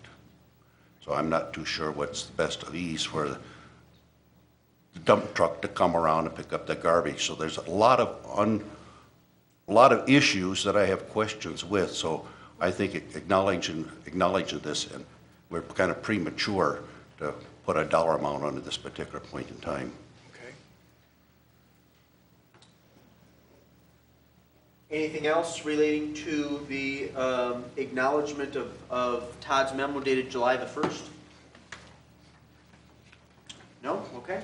Well, then let's proceed to vote. It's been properly moved by Gearboss, seconded by Roth to acknowledge receipt. All those in favor signify by saying aye. Aye. Opposed, say nay. Ayes have it, the motion carries unanimously. All right, we can do this a number of ways, my friends. Obviously, based on what Mr. Rhodes articulated earlier, he would, it sounds like, prefer to have a discussion where there was more of an opportunity to compare and contrast alternative 1 and 2, based on the fact that you seem to have a preference to option 1, or alternative 1, excuse me. There's been some concerns articulated by Mr. Roth about wanting to delay this until some of the details are flushed out and vetted. So we can proceed with voting to approve alternative 2, which is, again, what's recommended by staff, or we can take this up as an action item at a later meeting.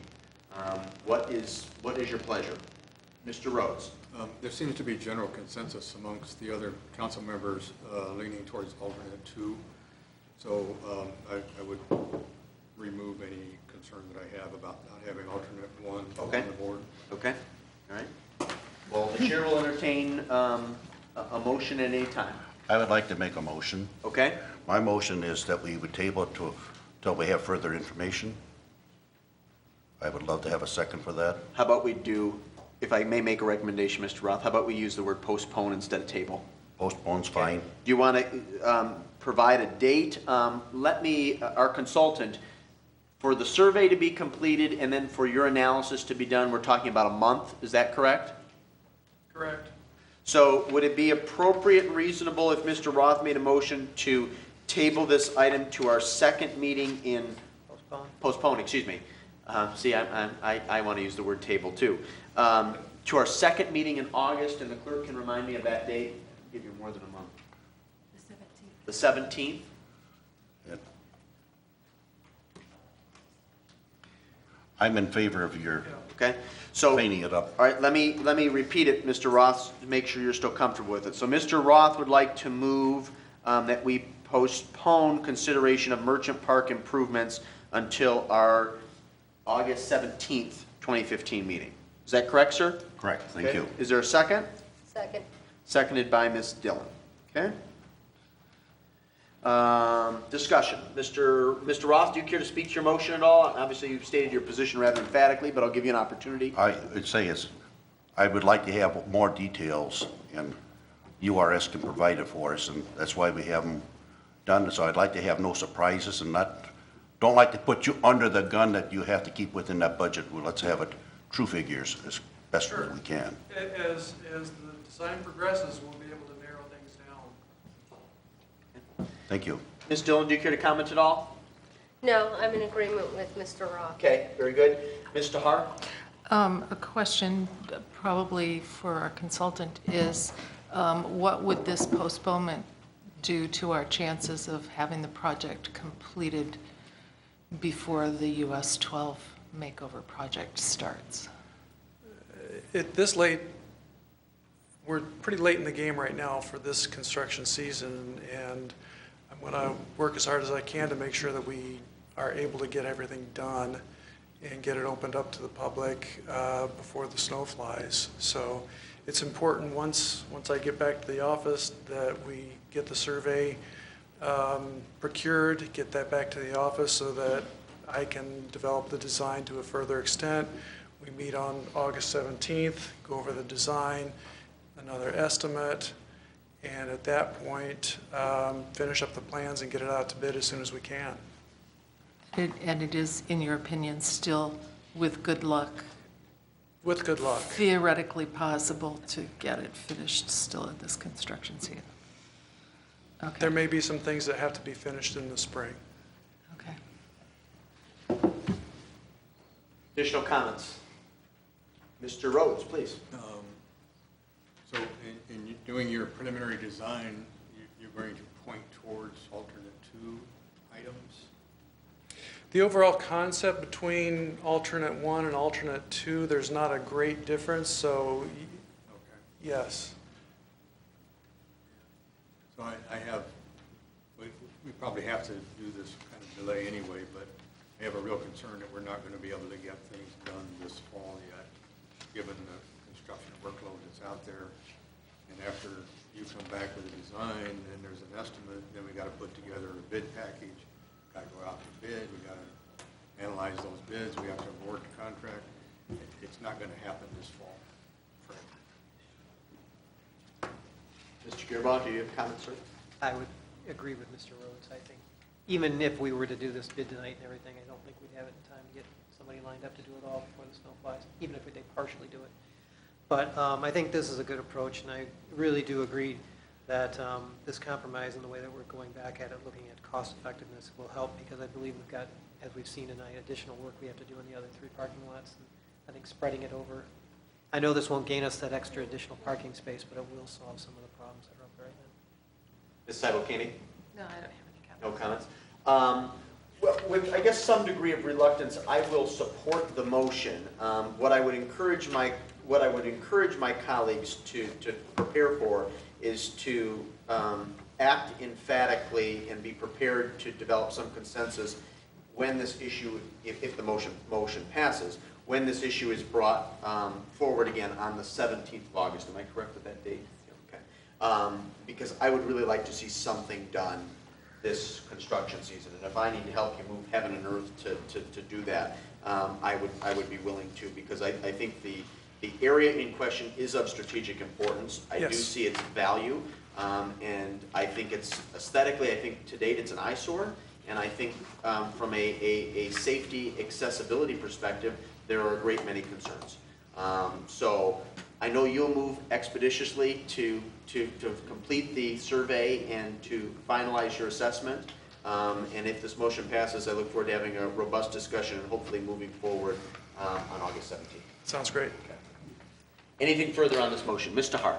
Yes, could you review again why we're waiting until the second meeting in August rather than the first? Well, our guests can correct me if I'm wrong. You indicated approximately a month, correct? Yes. For the survey to be completed and then the assessment. And for me to complete the design development plans once I receive the survey.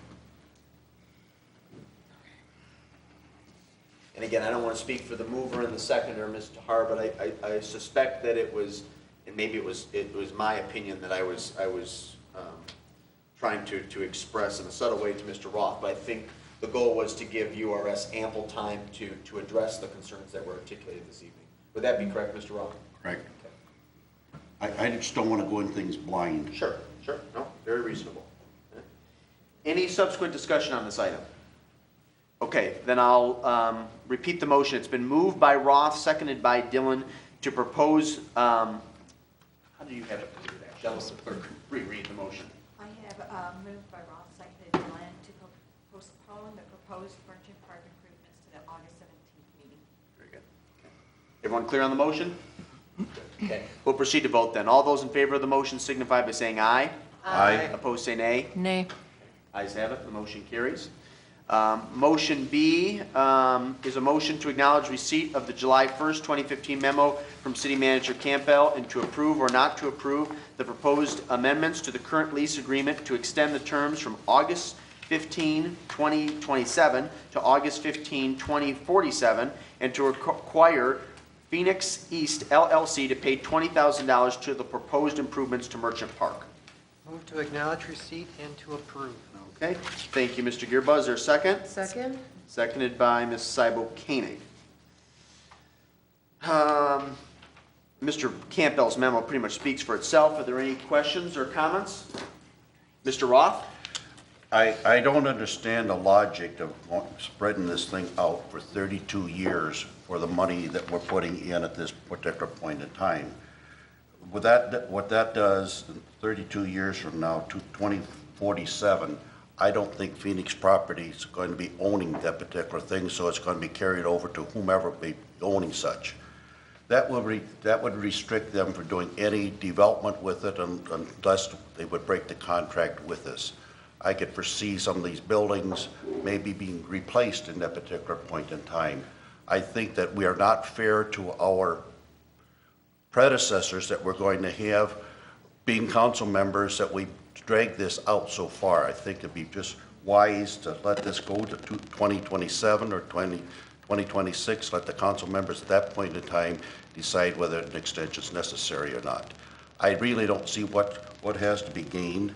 It all seems to be a good deal for whoever owns that particular property. It's been a good deal struck for so long that they are not taxed on that particular parcel.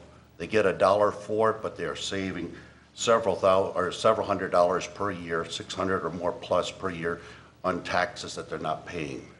Part of that comes to the city, but it's also the other taxing authorities been shortchanged their taxes likewise with that. Yes, it's captured by TIFA funds, but I think that we are not fair to our predecessors and to the people putting this thing out to 2047, 32 years from now. I think we should let things as is, and I need to be convinced of why it needs to extend it. As far as I just cannot digest it myself, so I'd welcome any of my colleagues on the council here to help me better understand what the benefits are for it being to extend it the extra 20 years. Very good. Thank you, Mr. Roth. Mr. Gearbaugh, as the mover of the motion, you care to comment? Yeah, I mean, the reason why I'm extent wanting this extended is because of us putting the significant investment into this and also trying to amortize this over a decent period of time. I think tying it up for 30 years, even though potentially maybe something will come in the future, we can always renegotiate an agreement. That's always doable. They may have to reimburse us for what costs we place into it, plus any kind of adjustment for that. My concern is that if we don't do it, in 12 years, we've lost $100,000 and we're only spending, we don't know what would happen in that 12-year period. So as long as we have an extension out of there, we're putting significant money into this. And when I look at this memo that Catherine Scull prepared, the city is foregoing $155 a year, which be over the period of time would be approximately $5,000, so forth. The overall taxing bodies within the county would be losing approximately $573. The question is, what are we really looking to do? Is we're really trying to solve the problem here in Saline and making sure that our downtown is supported. And I want to make sure that whatever we invest in has a reason and has a decent length of period of time of return and a decent period of time in which we can take benefit of that investment that we place into it. So that is the reason why I've been requesting this. And then also, this agreement assures us that we're going to get the $20,000 to help contribute towards this project if it goes forward as we've been proposing. I believe that's the understanding that I have from this. Any additional comments from council members? Mr. Rhodes, please. I support Councilmember Gerlach's position because if we don't extend it in 2027, then we're done. By extending it out to 2047, if either party wants to make a change, there's room to negotiate then and to rechange some of the benefit that we put into that space. Very good. Any additional comments? Mr. Roth. I understand the logic. I'm going to thank him for explaining such. I think 20 years is a little bit too long a period. 10 years would make more sense because whatever we do now, 40 or 32 years from now, is not going to have any, it's not going to be in effect. It's going to be way before then needing to be repaired and helped. So but what we do, I don't think it's going to last more than 20 years. Thank you, Mr. Roth. If there's nothing further, we'll proceed to vote then. Oh, I'm sorry, Ms. Dillon. I apologize. That's okay.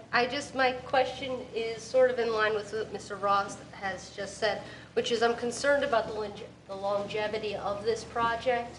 And as Mr. Gearbaugh had said, we're going to amortize it out.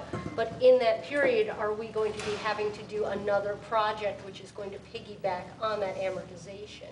And so that's where my concern lies in the 20 additional years, is this current project will not last that long, so we will be doing some sort of maintenance to it. Okay.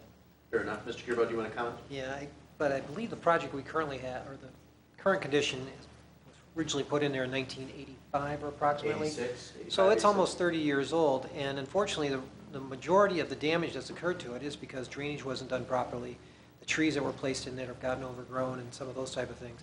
We're now accounting for that to make sure that that doesn't occur, and the likelihood of the lifespan of this being 20 to 30 years, I think, will be better than it was when it was put in before. Yes, we'll potentially have our thaws and our freezes, but a reasonable period of 20 to 25 years, or even 30, is expected of this. I don't think it's the same that we were doing 30 years ago where we didn't account for those problems. Anything further? Ms. Tahar, please. Yeah, yes, thank you. I would say I support the extension of the lease also because it gives us a relationship with this property and a say over what happens. Even if the agreement is changed down the road, the city is contractually, agreement-wise, a stakeholder here and has a say in what happens. And I think that's a very important point for me. And just to tag on to that one, it also provides for additional access to those different properties that are there, because that always has been a concern regardless of whatever four corners we're dealing with, is there's buildings on property that seem to be private, and access to those buildings has been usually maintained through some agreement with the city, and this one helps to encourage that because all those properties are not owned by the same owner. Okay, very good, very robust discussion. If there's nothing further, we'll proceed to vote. It's been properly moved by Gearbaugh, seconded by Cybo Koenig to acknowledge receipt and to approve. All those in favor signify by saying aye. Aye. Opposed, say nay. Nay. Ayes have it, and the motion carries. We move on to new business item 15-132. This is proposed ordinance number 770, zoning for McDonald's annexed property. This will be a motion to acknowledge receipt of the June 26, 2015 memo from Assistant Clerk DeHaan and to approve or not to approve proposed ordinance number 770, an ordinance to zone land newly annexed to the city of Saline to SPA 1. To acknowledge and approve. Thank you, Councilwoman Dillon. Is there a second? Second. Seconded by Councilmember Mayor Pro Tem Rhodes, excuse me. Mr. Rubel, do you care to comment on this?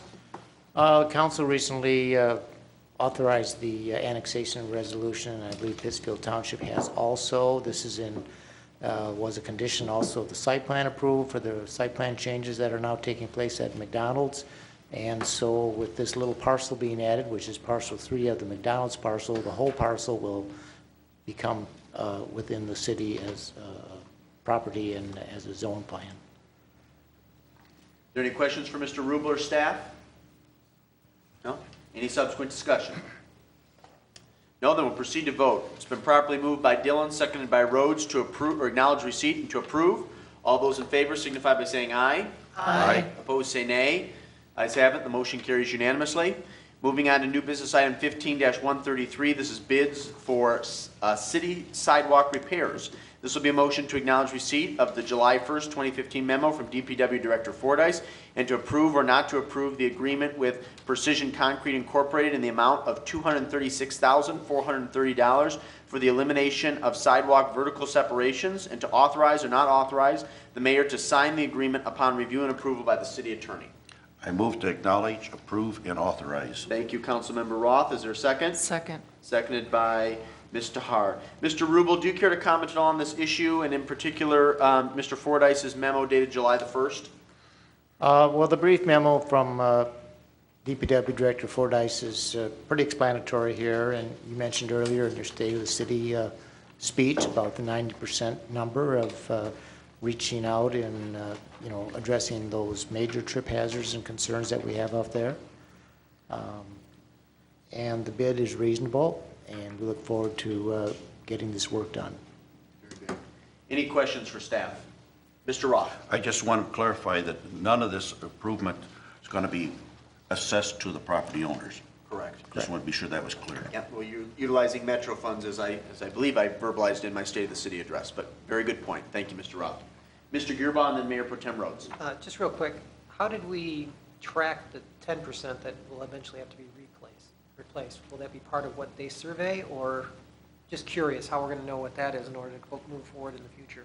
In subsequent years, we will have to devise a program based on rules and guidelines that will be considered at some subsequent work meetings with council, But do and we have a perhaps survey a modification of the ordinance. We do. Okay, Yeah. so we do have a survey currently that points out where those problems are. Correct. If you look at the charts, they separate. If the charts in the memo attachments, it lists the defects A through D. We're addressing the A defects, which is vertical separation. The B through, the other alphabets are the different other different defects. Got it. Thanks. I just wanted to confirm that. Thank you.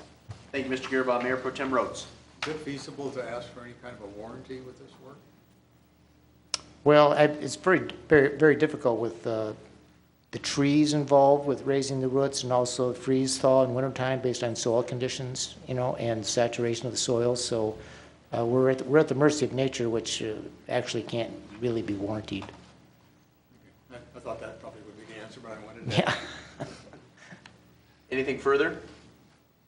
Well, even though he's not here, I want to commend DPW Director Fordyce, on his work on this issue.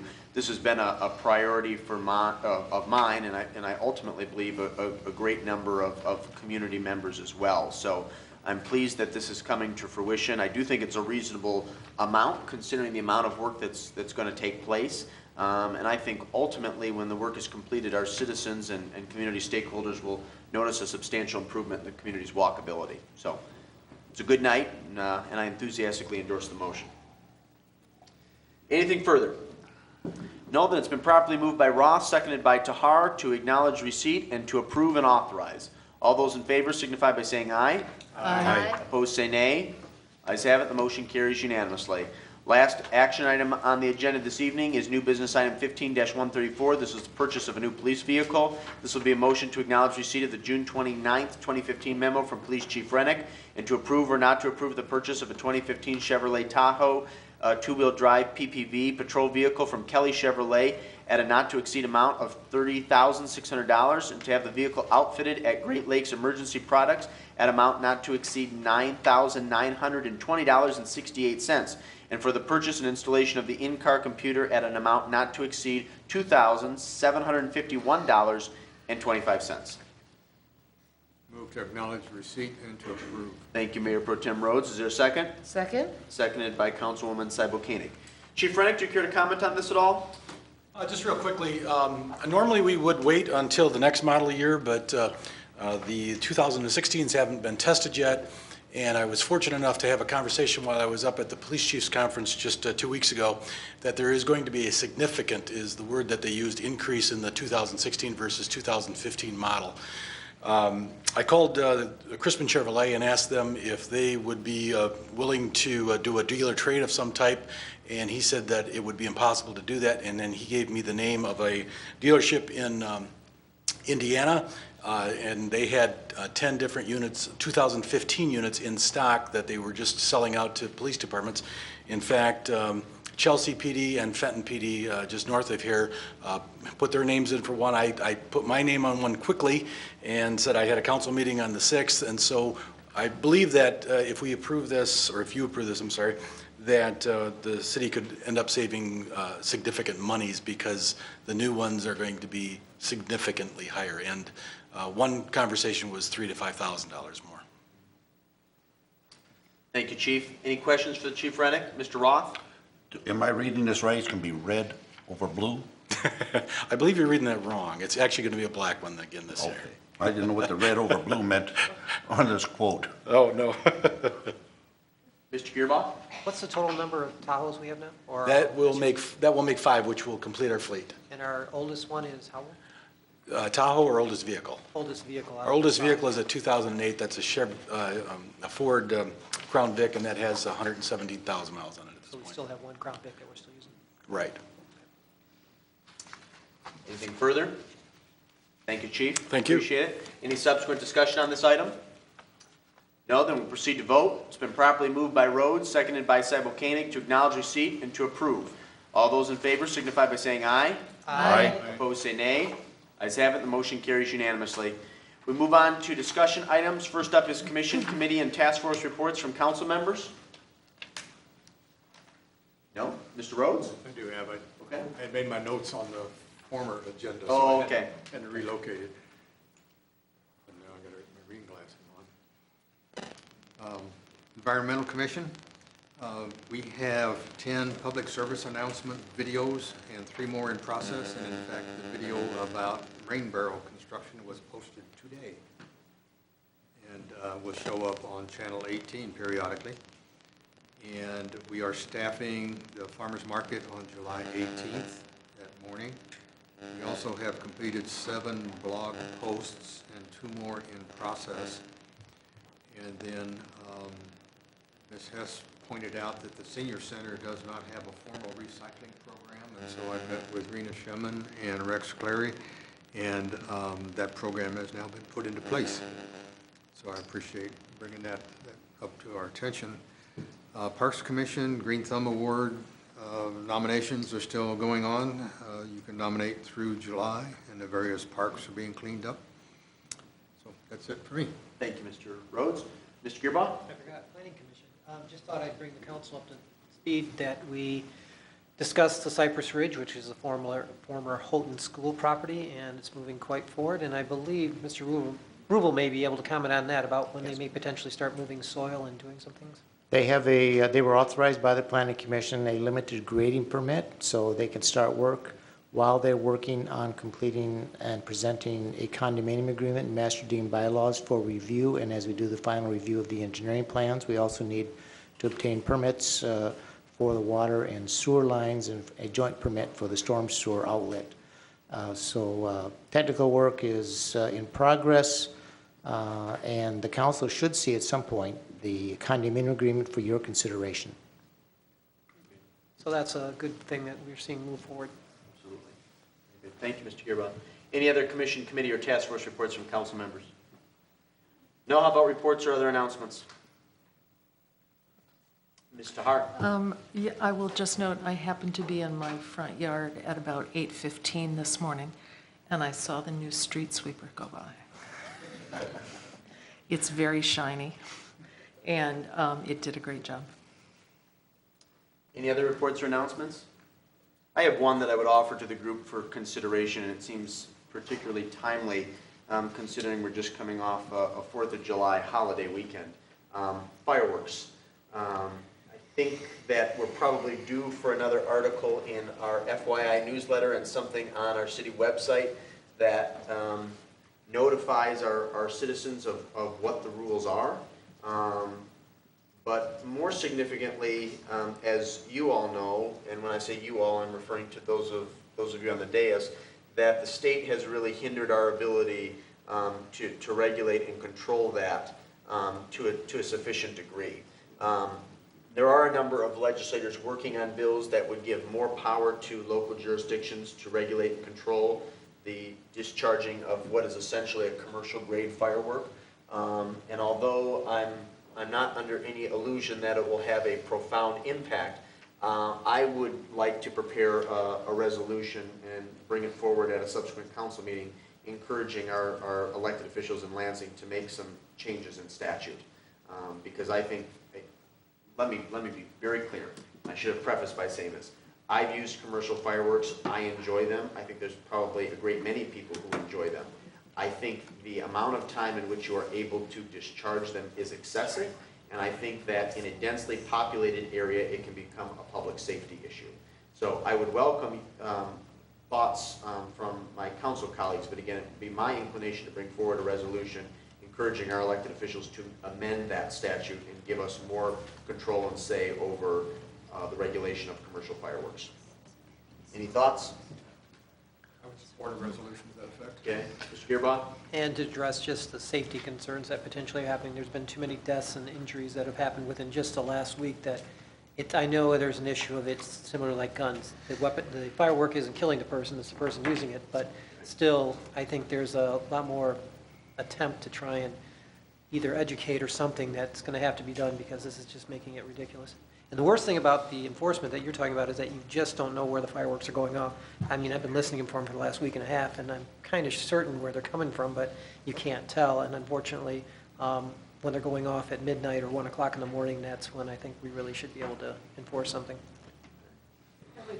Support that. Mr. Hart? Yes, I would support, and I would also ask, did we have any accidents You aware of any, Chief? at all, or injuries? Okay, but still, I would support Okay. also. Mr. Roth? Support of it, Okay. yes. Ms. Dillon? Yes, I would support. Well, I will prepare something for your review and probably bring it forward at our next meeting in July, but more realistically, probably one of our meetings in August. And Mr. Rubel, since it really is, I guess maybe between Mr. Rubel and the Building and Engineering Department and Chief Rennick, can we work on an article again that could be in the FYI newsletter on this subject? I think, one, telling people what the regulations are, and secondarily saying that to a certain extent, at least in the current time, our hands are really tied in terms of what we as a municipality can do to regulate that. And then maybe something on the website as well. Thank you, gentlemen.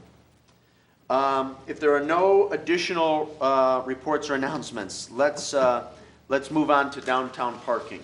And Chief, I would welcome you back up to the podium.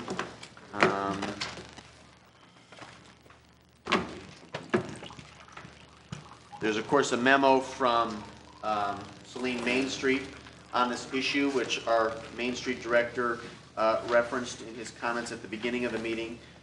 Chief, I know we have received some preliminary data from your office. Do you care to comment any more on the parking enforcement issue? Well, just an update. As of the end of June, we have now committed 100 hours of law enforcement towards parking in downtown area. and now there have been a total of 254 citations issued.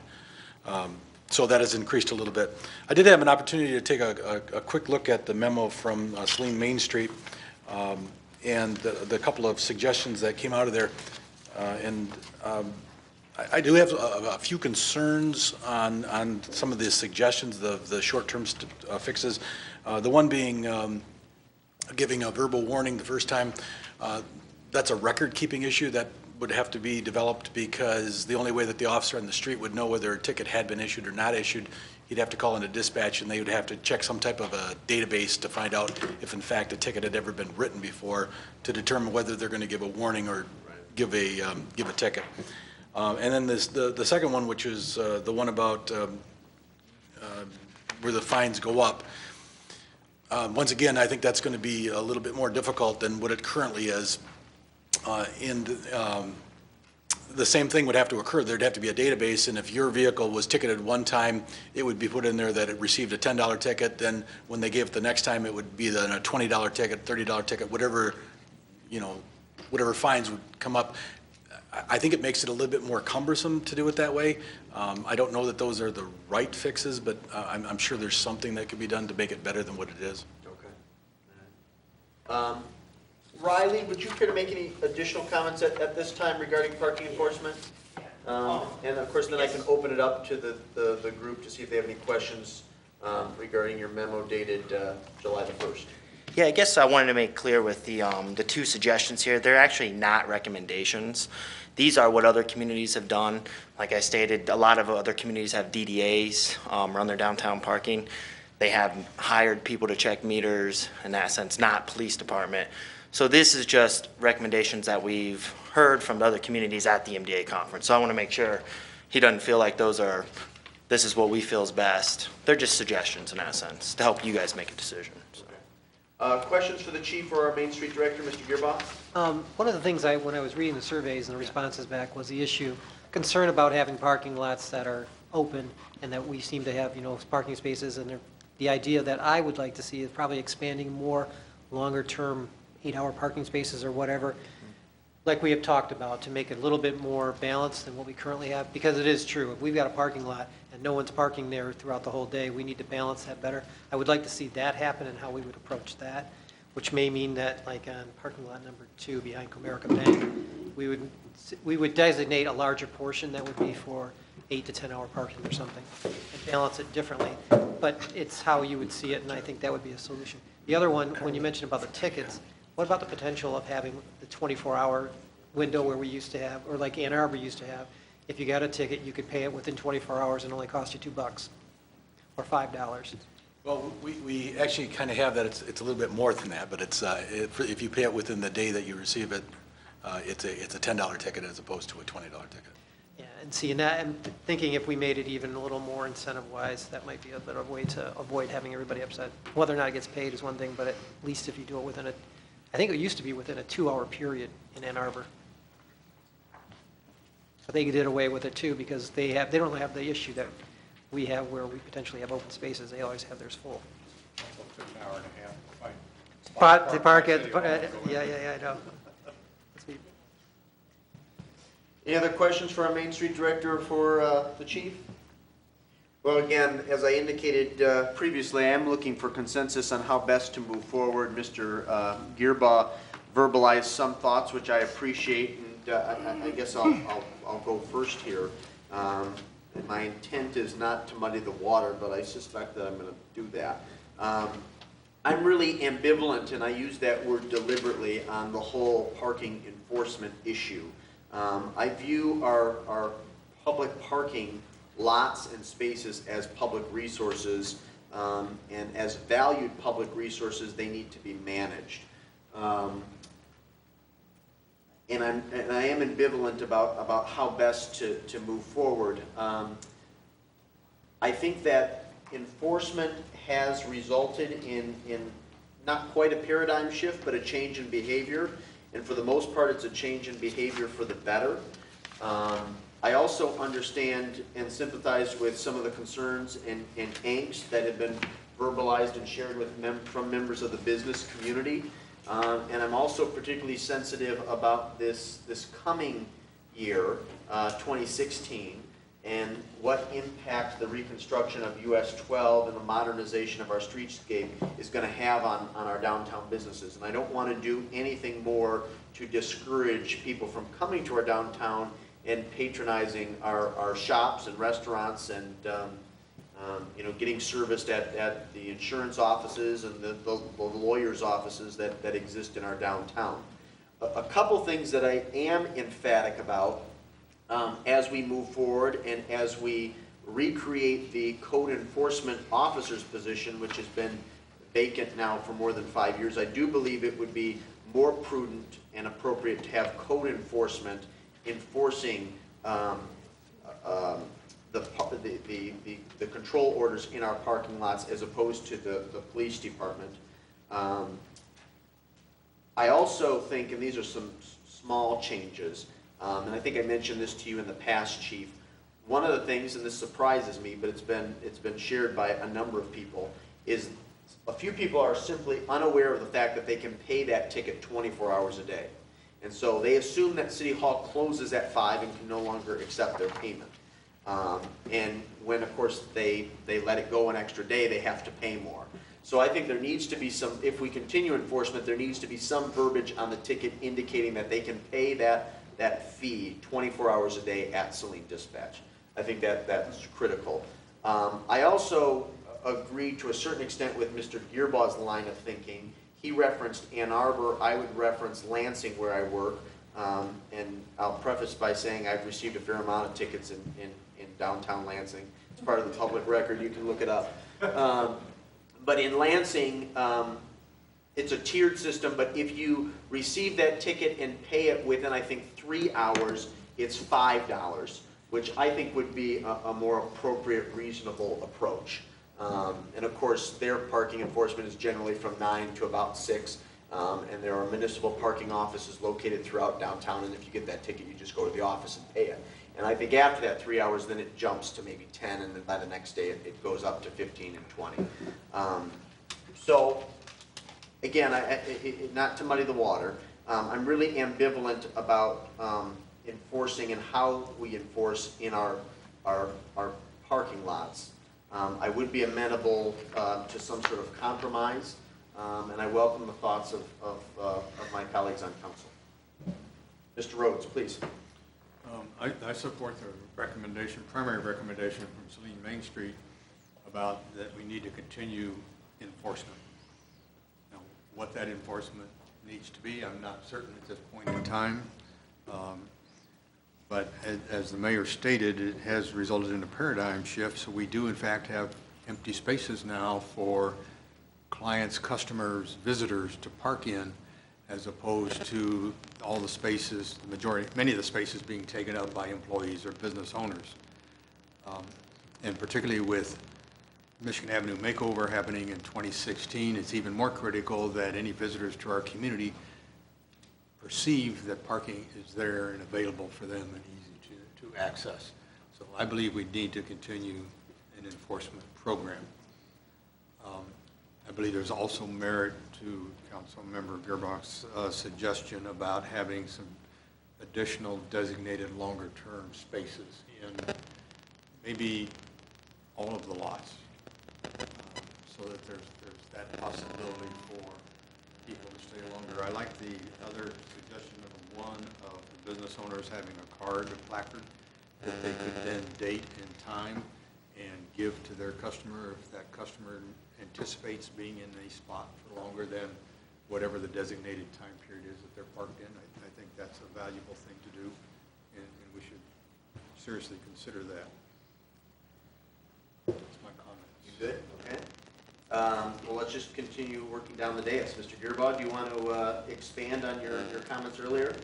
No, I think we can balance out the parking so it is a little more appropriate. The issue is until we get to next year, which when we lose a lot of parking spaces, we are going to have to probably do some kind of additional enforcement just from the perspective we won't have the volume that we currently have, and what is open now will be filled.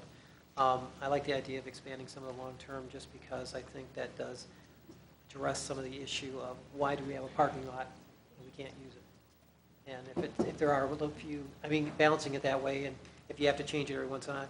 When I was working with the School of Dentistry, working the parking structure, we used to have to adjust that for patient volume during the year and whatever else. So that made a consistent approach to at least balance so that you didn't have that problem with parking all the time.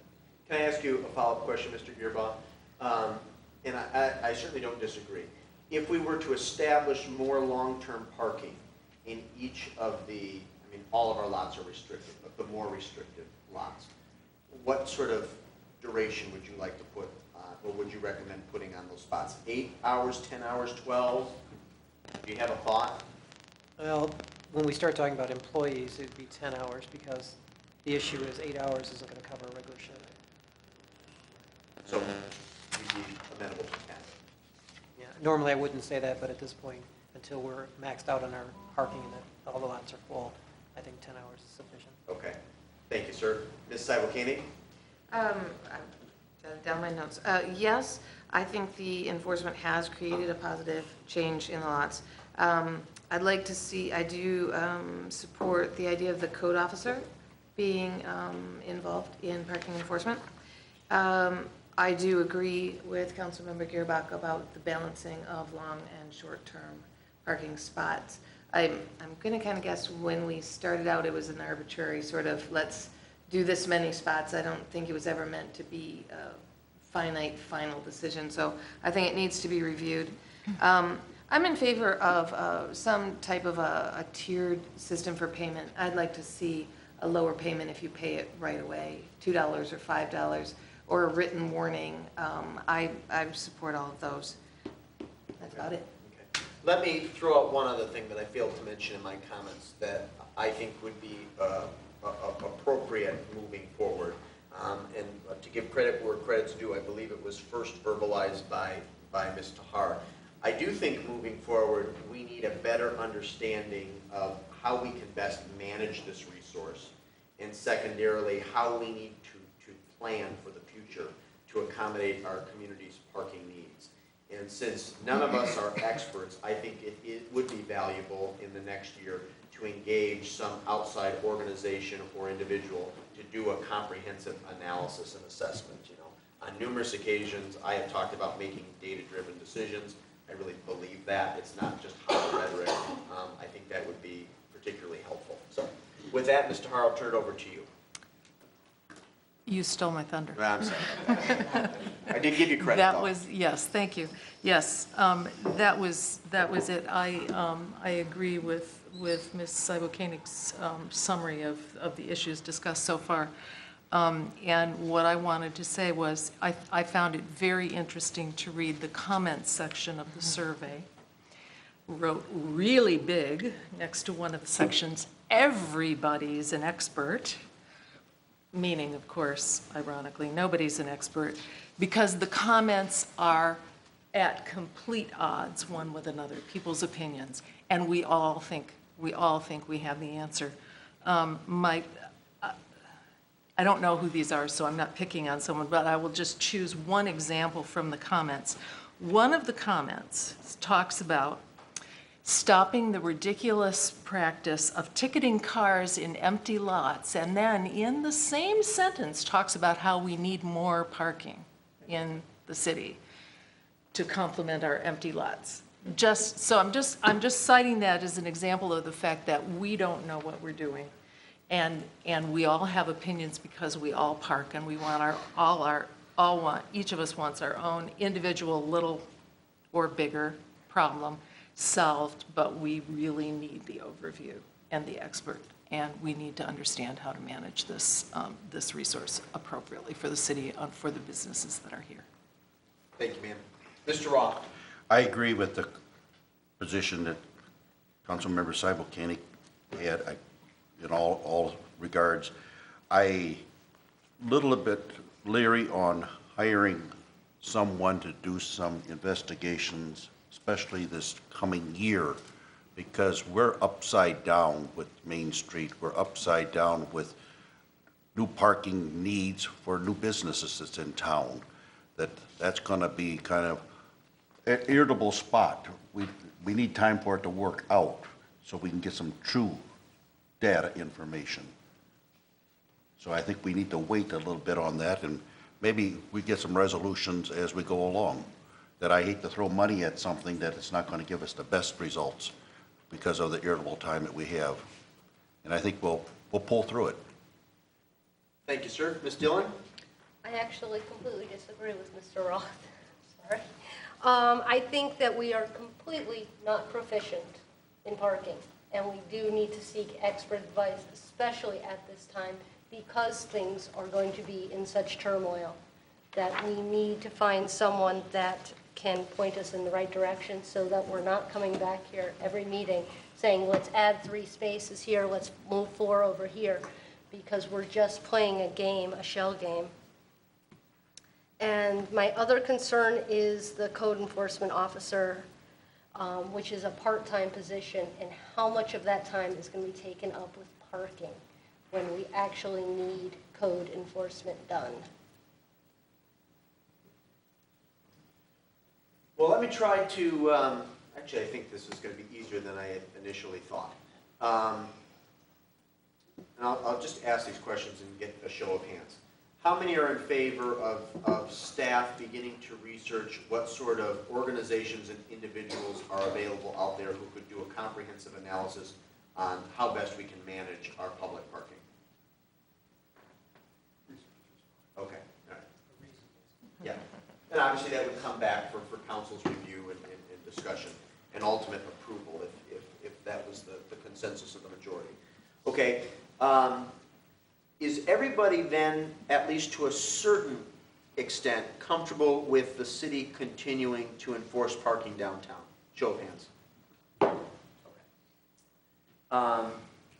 Is there any disagreement with Mr. Gearbaugh's suggestion about perhaps having the police department, I would think would be the best entity, to evaluate the creation of some additional, not long-term parking, just extended parking in the 4 most restricted lots, if that makes sense?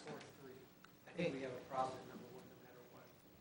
So you would just want to create, In the areas where we know that we have recurring open spaces. okay.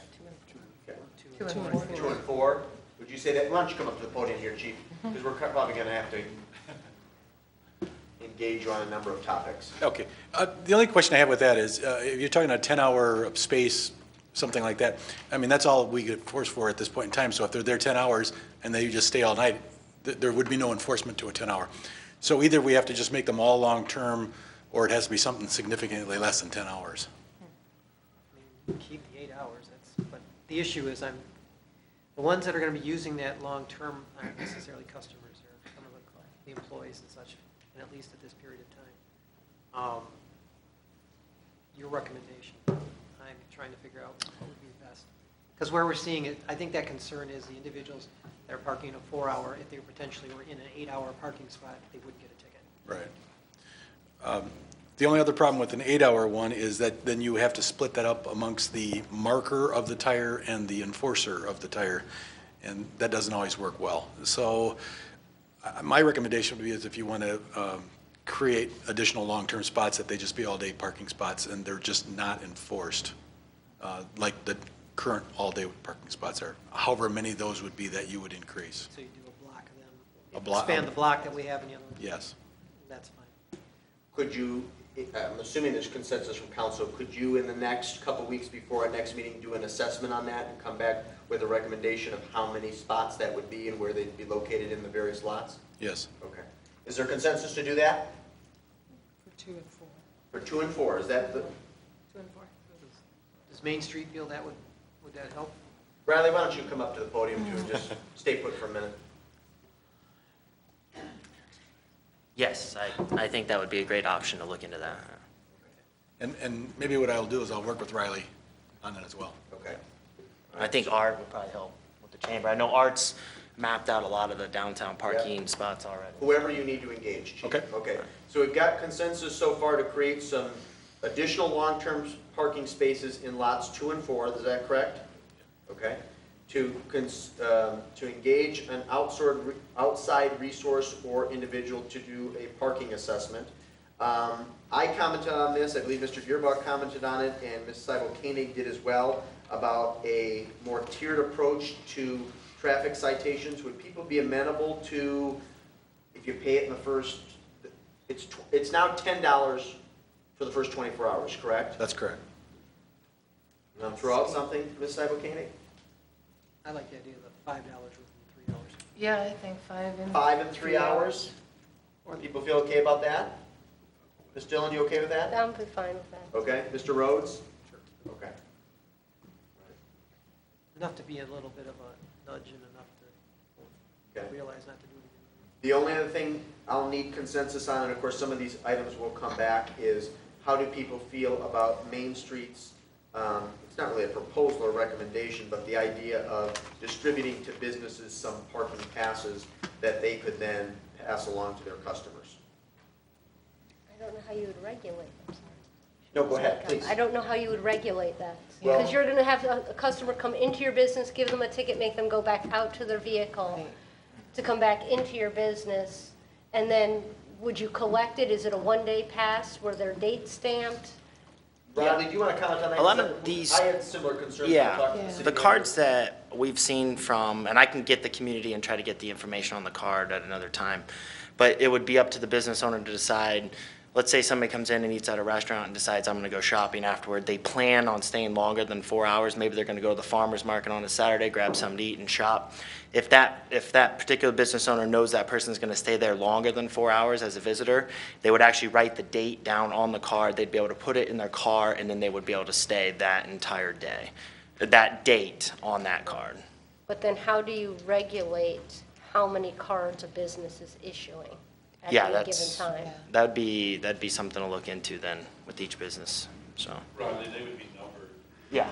There'd be number system, you know what I mean, recognizing cars, like, so an employee that typically, you know what I mean, you'd notice if a business owner was writing it for his employee, that same car would continually have one, hopefully, so that would be one way, so. And like with parking, people are always gonna try to find ways to beat the system, so. I find the idea sort of neat and novel, but I think it would just be overly convoluted. Right. So I'm not in favor of doing that this time. Sort of wondering about the reverse of that. The card is kind of an interesting thing, and then you said it would be difficult to issue warnings, right? So a first-time offender automatically gets a ticket at this point. I wonder if sort of the idea of this goodwill card kind of thing, in a situation where a patron or a visitor comes and they do spend longer than 4 hours and they do get a ticket, if they went into a business and said, hey, I've been down here, you know, I've been here, and here, and I've been shopping, could the business owners have some a couple discretionary cards that they could give to that person to take to City Hall, and it could be stapled to the ticket, and that ticket could be waived with a warning? So I'm just trying the concept of the card is interesting, but maybe the program needs to be figured out. Yeah, and I can give you guys more information from other communities beyond that. I get what you're saying, Ms. Cybo-Koenig, and I don't necessarily disagree on the surface. I just think it would be so convoluted. Yeah, it's complicated either way. Mr. Gearbaugh? I think going with the extended additional long-term parking spaces will help assist that issue. I just don't want to see where all of a sudden you see 4 or 5 cars in a 4-hour parking space, and then we have the same issue we had before with parking lot number 1. I think the solution now is do what we've kind of recommended now, but get this individual to come in and do the study so that we can kind of get an assessment of what's going on. We keep tweaking it, I think. We've tweaked it a little bit now, and I think it's addressing some of the issues until we get a better idea exactly what would be best. Just do the little ones. And Mr. Rhodes, are you comfortable with that? I'm okay with their recommendation or suggestion that number 1, as long as it's time-stamped, date and time-stamped when it's issued. And it is true that it's a little bit convoluted, but it's the visitor who has to put the effort out. They're the ones who have to walk back to their car and put the thing on there, and if they want to do it. If they don't want to do it, then it's a non-issue, and they move within 4 hours. Mr. Hart? Yes, I'm in favor of trying this. I think that There are some business owners who have expressed that they have certain loyal customers who often come for an entire day. More than one business owner has expressed this. Business owners know who their good customers are. And it seems to me that we could depend on them to regulate for any possible, I mean, I think not doing this because we're afraid, oh, someone might abuse it, we would miss an opportunity to let the business owners really work with their good customers. Okay. So I'm in favor. Okay, Mr. Roth? I agree with you that it could be convoluted.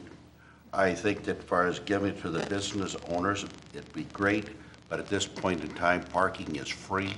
If the business owners purchase those cards, that would be a different story. So many communities have, or businesses, or with the DDA, there is a parking assessment along with it. Ours is totally free, and I think that that could be really open up for being convoluted. I think with going with extending it to all-day parking in the lots are a better solution. And I think it's just far as, it's opening it up for judgments that people are going to say, this isn't fair, one merchant's doing over another merchant, and it's going to be, they're going to be used, and they're going to be put on the spot making judgments likewise. Ms. Dillon? I think this conversation just, once again, goes back to the point that we are not proficient in parking, and we should not be making decisions. But we've been doing it for months. Yeah. But on the issue of cards, you are? I am not in favor of them. All right. So it looks like we have consensus not to proceed with the card, for lack of a better way to articulate it. Gentlemen, so Chief, we'll be hearing more from you in 2 weeks about the creation of some new long-term parking spaces in lots 2 and 4. Do you need any, do you need an official motion from us at a subsequent meeting to change the initial offense for a parking ticket from 10 to 5? Yes, there would have to be something along those lines. And then if in fact you decide to increase the extended parking, it would be a matter of me writing a TCO and then council approving it. Correct. Okay. So we will take some subsequent action on these issues then at future meetings. Okay. Very good. Anything else? Just one last thing I'd like to say. Matter of fact, it was funny. I was watching the evening news tonight just on the way in, and there was one community that did a moratorium for a day for the summertime for their parking. Just saying, you know, on Mondays they're allowed to park free as something as a benefit to their customers. Just a thought. So we're not the only ones struggling with this. I just want to make sure we at Saline Main Street think that it's important to look at the customers first and then look at the employees and businesses' needs in the downtown. So moving forward with those suggestions, they're options from other communities and not recommendations from Saline Main Street to do that. Well, we appreciate you sharing them, Riley, and we appreciate the work you and your colleagues at Saline Main Street have done on this issue. Just to reiterate, enforcement will continue. Obviously, we'll be establishing in very short order some additional long-term parking spots in 2 of our public parking lots, and offering people who violate the rules a more reduced rate if they can pay in a pretty finite period of time. But what I'm really pleased about is there is broad consensus to bring in an outside entity or individual to do an assessment on how best we can manage this resource. So thank you, gentlemen. Thank you. Well, good discussion. Anything further on this? No? Okay. Then we have, and I can actually speak briefly to both of these next 2 issues on the discussion portion of the agenda. Sidewalks, a letter that you should have all received from Marion Foppel. You should have also received a communique from Scott Smith, our lead counsel, indicating that he also received a letter from Ms. Foppel, and that he will be prepared to address this issue at our next meeting on July 20th when he attends for the purposes of discussing code and ordinance changes as well as the sale of the Monroe Street property. I'm hoping to add this particular issue, that letter in particular, at the end of the work meeting on the 20th. If we're unable to get to it, Scott will be prepared to discuss it and how best to move forward, probably during the discussion portion of that agenda, if that makes sense to everyone. Okay? And then we're going to take a similar approach unless there are objections to the last issue on the discussion portion of the agenda. I'm not going to attempt to pronounce that last name because I would butcher it, so my apologies. You should have all received a letter from that individual, either a hard copy or an electronic copy. That has also been received and forwarded to staff. Scott Smith will also be prepared to address that issue, but in addition to getting Scott's opinions and comments, I thought it would be valuable to get the city treasurer's take on the issue. And the city treasurer, as you know, is on vacation this week. Otherwise, she would have been able to attend tonight's meeting and comment on the letter. So that issue will also be brought up again and discussed at our next meeting on the 20th. Okay? Good. If there's nothing further to discuss, Mr. Gearbaugh. Just real quick, Gary, I noticed there was big construction happening at Speedway. Is that just changing of gas station pumps and such, or? I could check with the building department, but they recently requested a improvement in lighting. So they want to put new LED lights in the canopy as well as LED entrance lights. So I think some of that, a lot of the work except around the pumps may be the lighting going in, but they may be doing some. The whole thing's shut down, so. Yes. Do you want to confirm that and, Yes. and have Todd send out a communique to council? Okay, thank you. Ms. Sebelkady? The gentleman who submitted the water letter is Neil Bhattacharya. Bhattacharya, thank you very much. Bhattacharya, very good. Okay. If there's nothing further, we come to public comments. Under the Open Meetings Act, any citizen may come forward at this time and make comment or question to City Council. This public comment period will be limited to 3 minutes per person. Anyone who would like to speak is requested, but not required to state his or her name and address for the record. Are there any citizen comments? Mary Hess, I appreciate really our parking lots and the extent of your concern in doing it properly. But the pictures that I distributed tonight, they are individual problems. And I would hope that these could be fixed as far as rather than, these could be fixed before the Saline or the Salt Springs brewery opens up, or, I would like to have some kind of communication that you apparently have received them and you're concerned on the safety issues on these parking lots. Thank you. Thank you, Mrs. Hess. Additional citizen comments?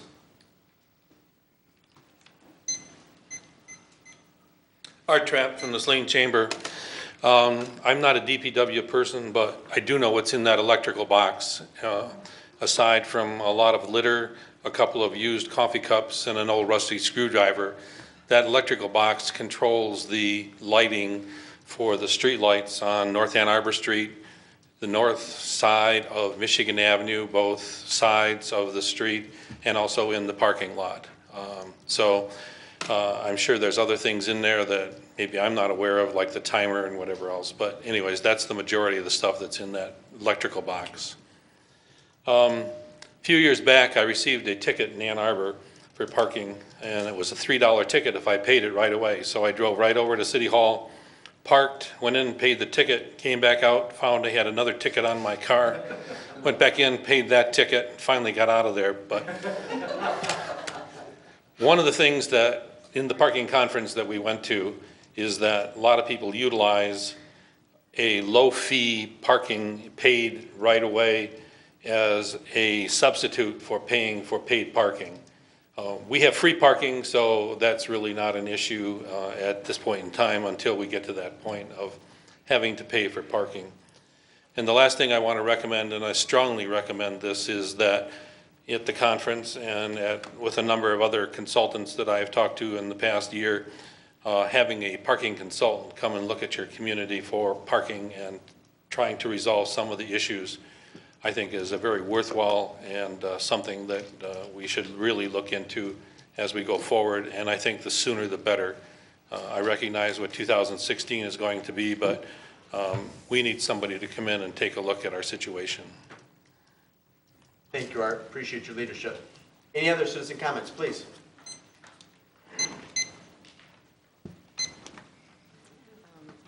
Mayor Morrow, and City Commission people. My name is Patricia Meyer, and I run an agency called LAWS, Labor Advocate Worker Solutions. I worked in the city of Saline for the last 2.5 years and came at the request of several employees and situations in a plant called Faurecia. My secretary and one of our board members is here tonight, and to not take up much of your time, we brought you information that we've did in books in Washington, D.C., and I'm at first been commissioned by the government to come to the Workforce Committee, and the Saline plan is at the top of that. I'm here tonight to alert you about the critical situation in the plant. Many employees have contacted our agency, hundreds of them actually, and said that there are water on the floors, oil, dirty bathrooms, break rooms, and it's all over. Some are required to work large areas of press areas with no lights on their tugs. Unreasonable working demands are also being made of the halfway people working on weekends in demand of time. Many people have been ripped of their money, and that would say to go to the company, perhaps Faurecia. But the main issue was the people put on a very large campaign recently to go to their union factory under the UAW direction. Our organization has spent thousands of hours and dollars to get these workers okay in the city. They put down a contract last week because of the terrible conditions. One of the suggestions from the Workforce Committee of the United States, I'm up in Washington usually once a month, and I live in the city of West Olive, Michigan. Some of the members said they have been not represented. They pay dues and they're asking for dues back. We did do some of the other work in the plant situations that is affected by saline. I've never seen such gross things, and I think that one of the situations that came when people came to our city the other day, they explained that one was from a different country. She'd worked in sweatshops that were better than the saline plant. You could ask me why I came tonight, because I'm really passionate about what we do for the workforce in the United States. I'm a true American. And I also know that the National Labor Relations Board has worked with me, not from the state of Michigan, but from Washington. I've also worked with OSHA, who failed to show up last week because of one failed signature. And it might have helped our host city. I worked with your police force before, with people picketing to make it to the actual public. And so when I worked with the Workforce Committee, I promised them in a week when I get up there that I would at least have come to the city that I've known through the workforce and ask you to take some look at it. A suggestion I would give through my 20 years of working with laborers, we have a free agency. It's known as LAWS, Labor Advocate Worker Solutions. I worked with retirees and their families for 20 years. I've written several books, of which I've put some inserts for you this evening. A suggestion I would make to maybe the City Commission, and I've heard much about your board, would be that you would, after reading the information we provide you with, and then I provide Washington, D.C., that I present it to the city. One of the congressional people said, does the city of Saline, your office, know that? And I wasn't sure. So there is a packet. There's a lot of information. I would only ask one thing, that before I leave next week, if you have any questions or any suggestions, I will take them up there and comment to us or make any calls that you can. The information is very thorough to you. And I know about sports and coaching and that, and I've heard many good things about Saline. Some of our doctors live in this area. So I would appreciate you looking at it and appreciate your attention for these workers, and some of them accompanied me tonight. And I hope that you will listen very, very attentively. Thank you very much. Is there a packet? Are those There's individual packets for each one of you. Okay. There is. We appreciate your time this evening, and And if someone can get back to my secretary by next week, I'd appreciate it. Thank you all. Thank I know, you. Jim.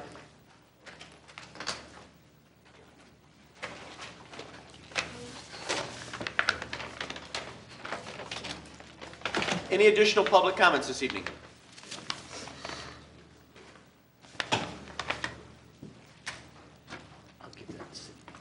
Hi, I'm Sue Bishop. I've been a resident of Saline forever.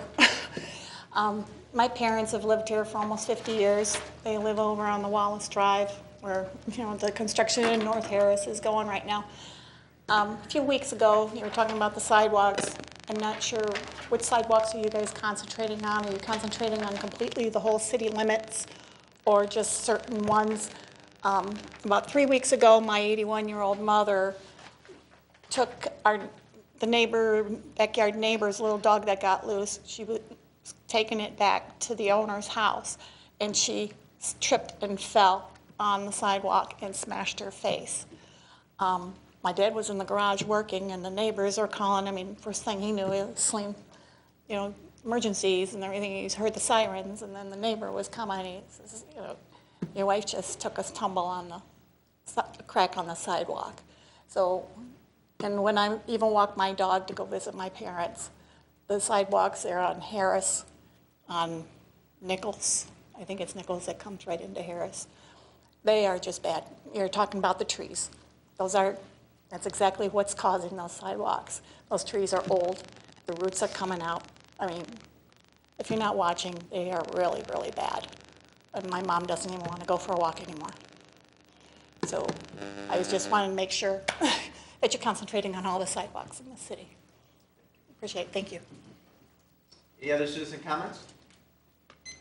Well, let me just say to the last comment, and first of all, we appreciate all the comments that were made this evening, but yes, the initiative that we approved tonight would be addressing the entire city sidewalk inventory and dealing with those vertical separations, which account for about 90% of the defects. So it would rectify about 90% of the problems. But more importantly, I regret what happened to your mother. Please accept my apologies, and I hope she's doing better. Anything else this evening? No, then I would seek a motion to adjourn. Please note our upcoming meetings, but I would seek a motion to adjourn at 10:01 p.m. Moved by Councilmember Gearboss, seconded by, was that Councilmember Rhodes? Okay. To adjourn at 10:01 p.m. All those in favor signify by saying aye. Aye. Opposed say nay. Ayes have it.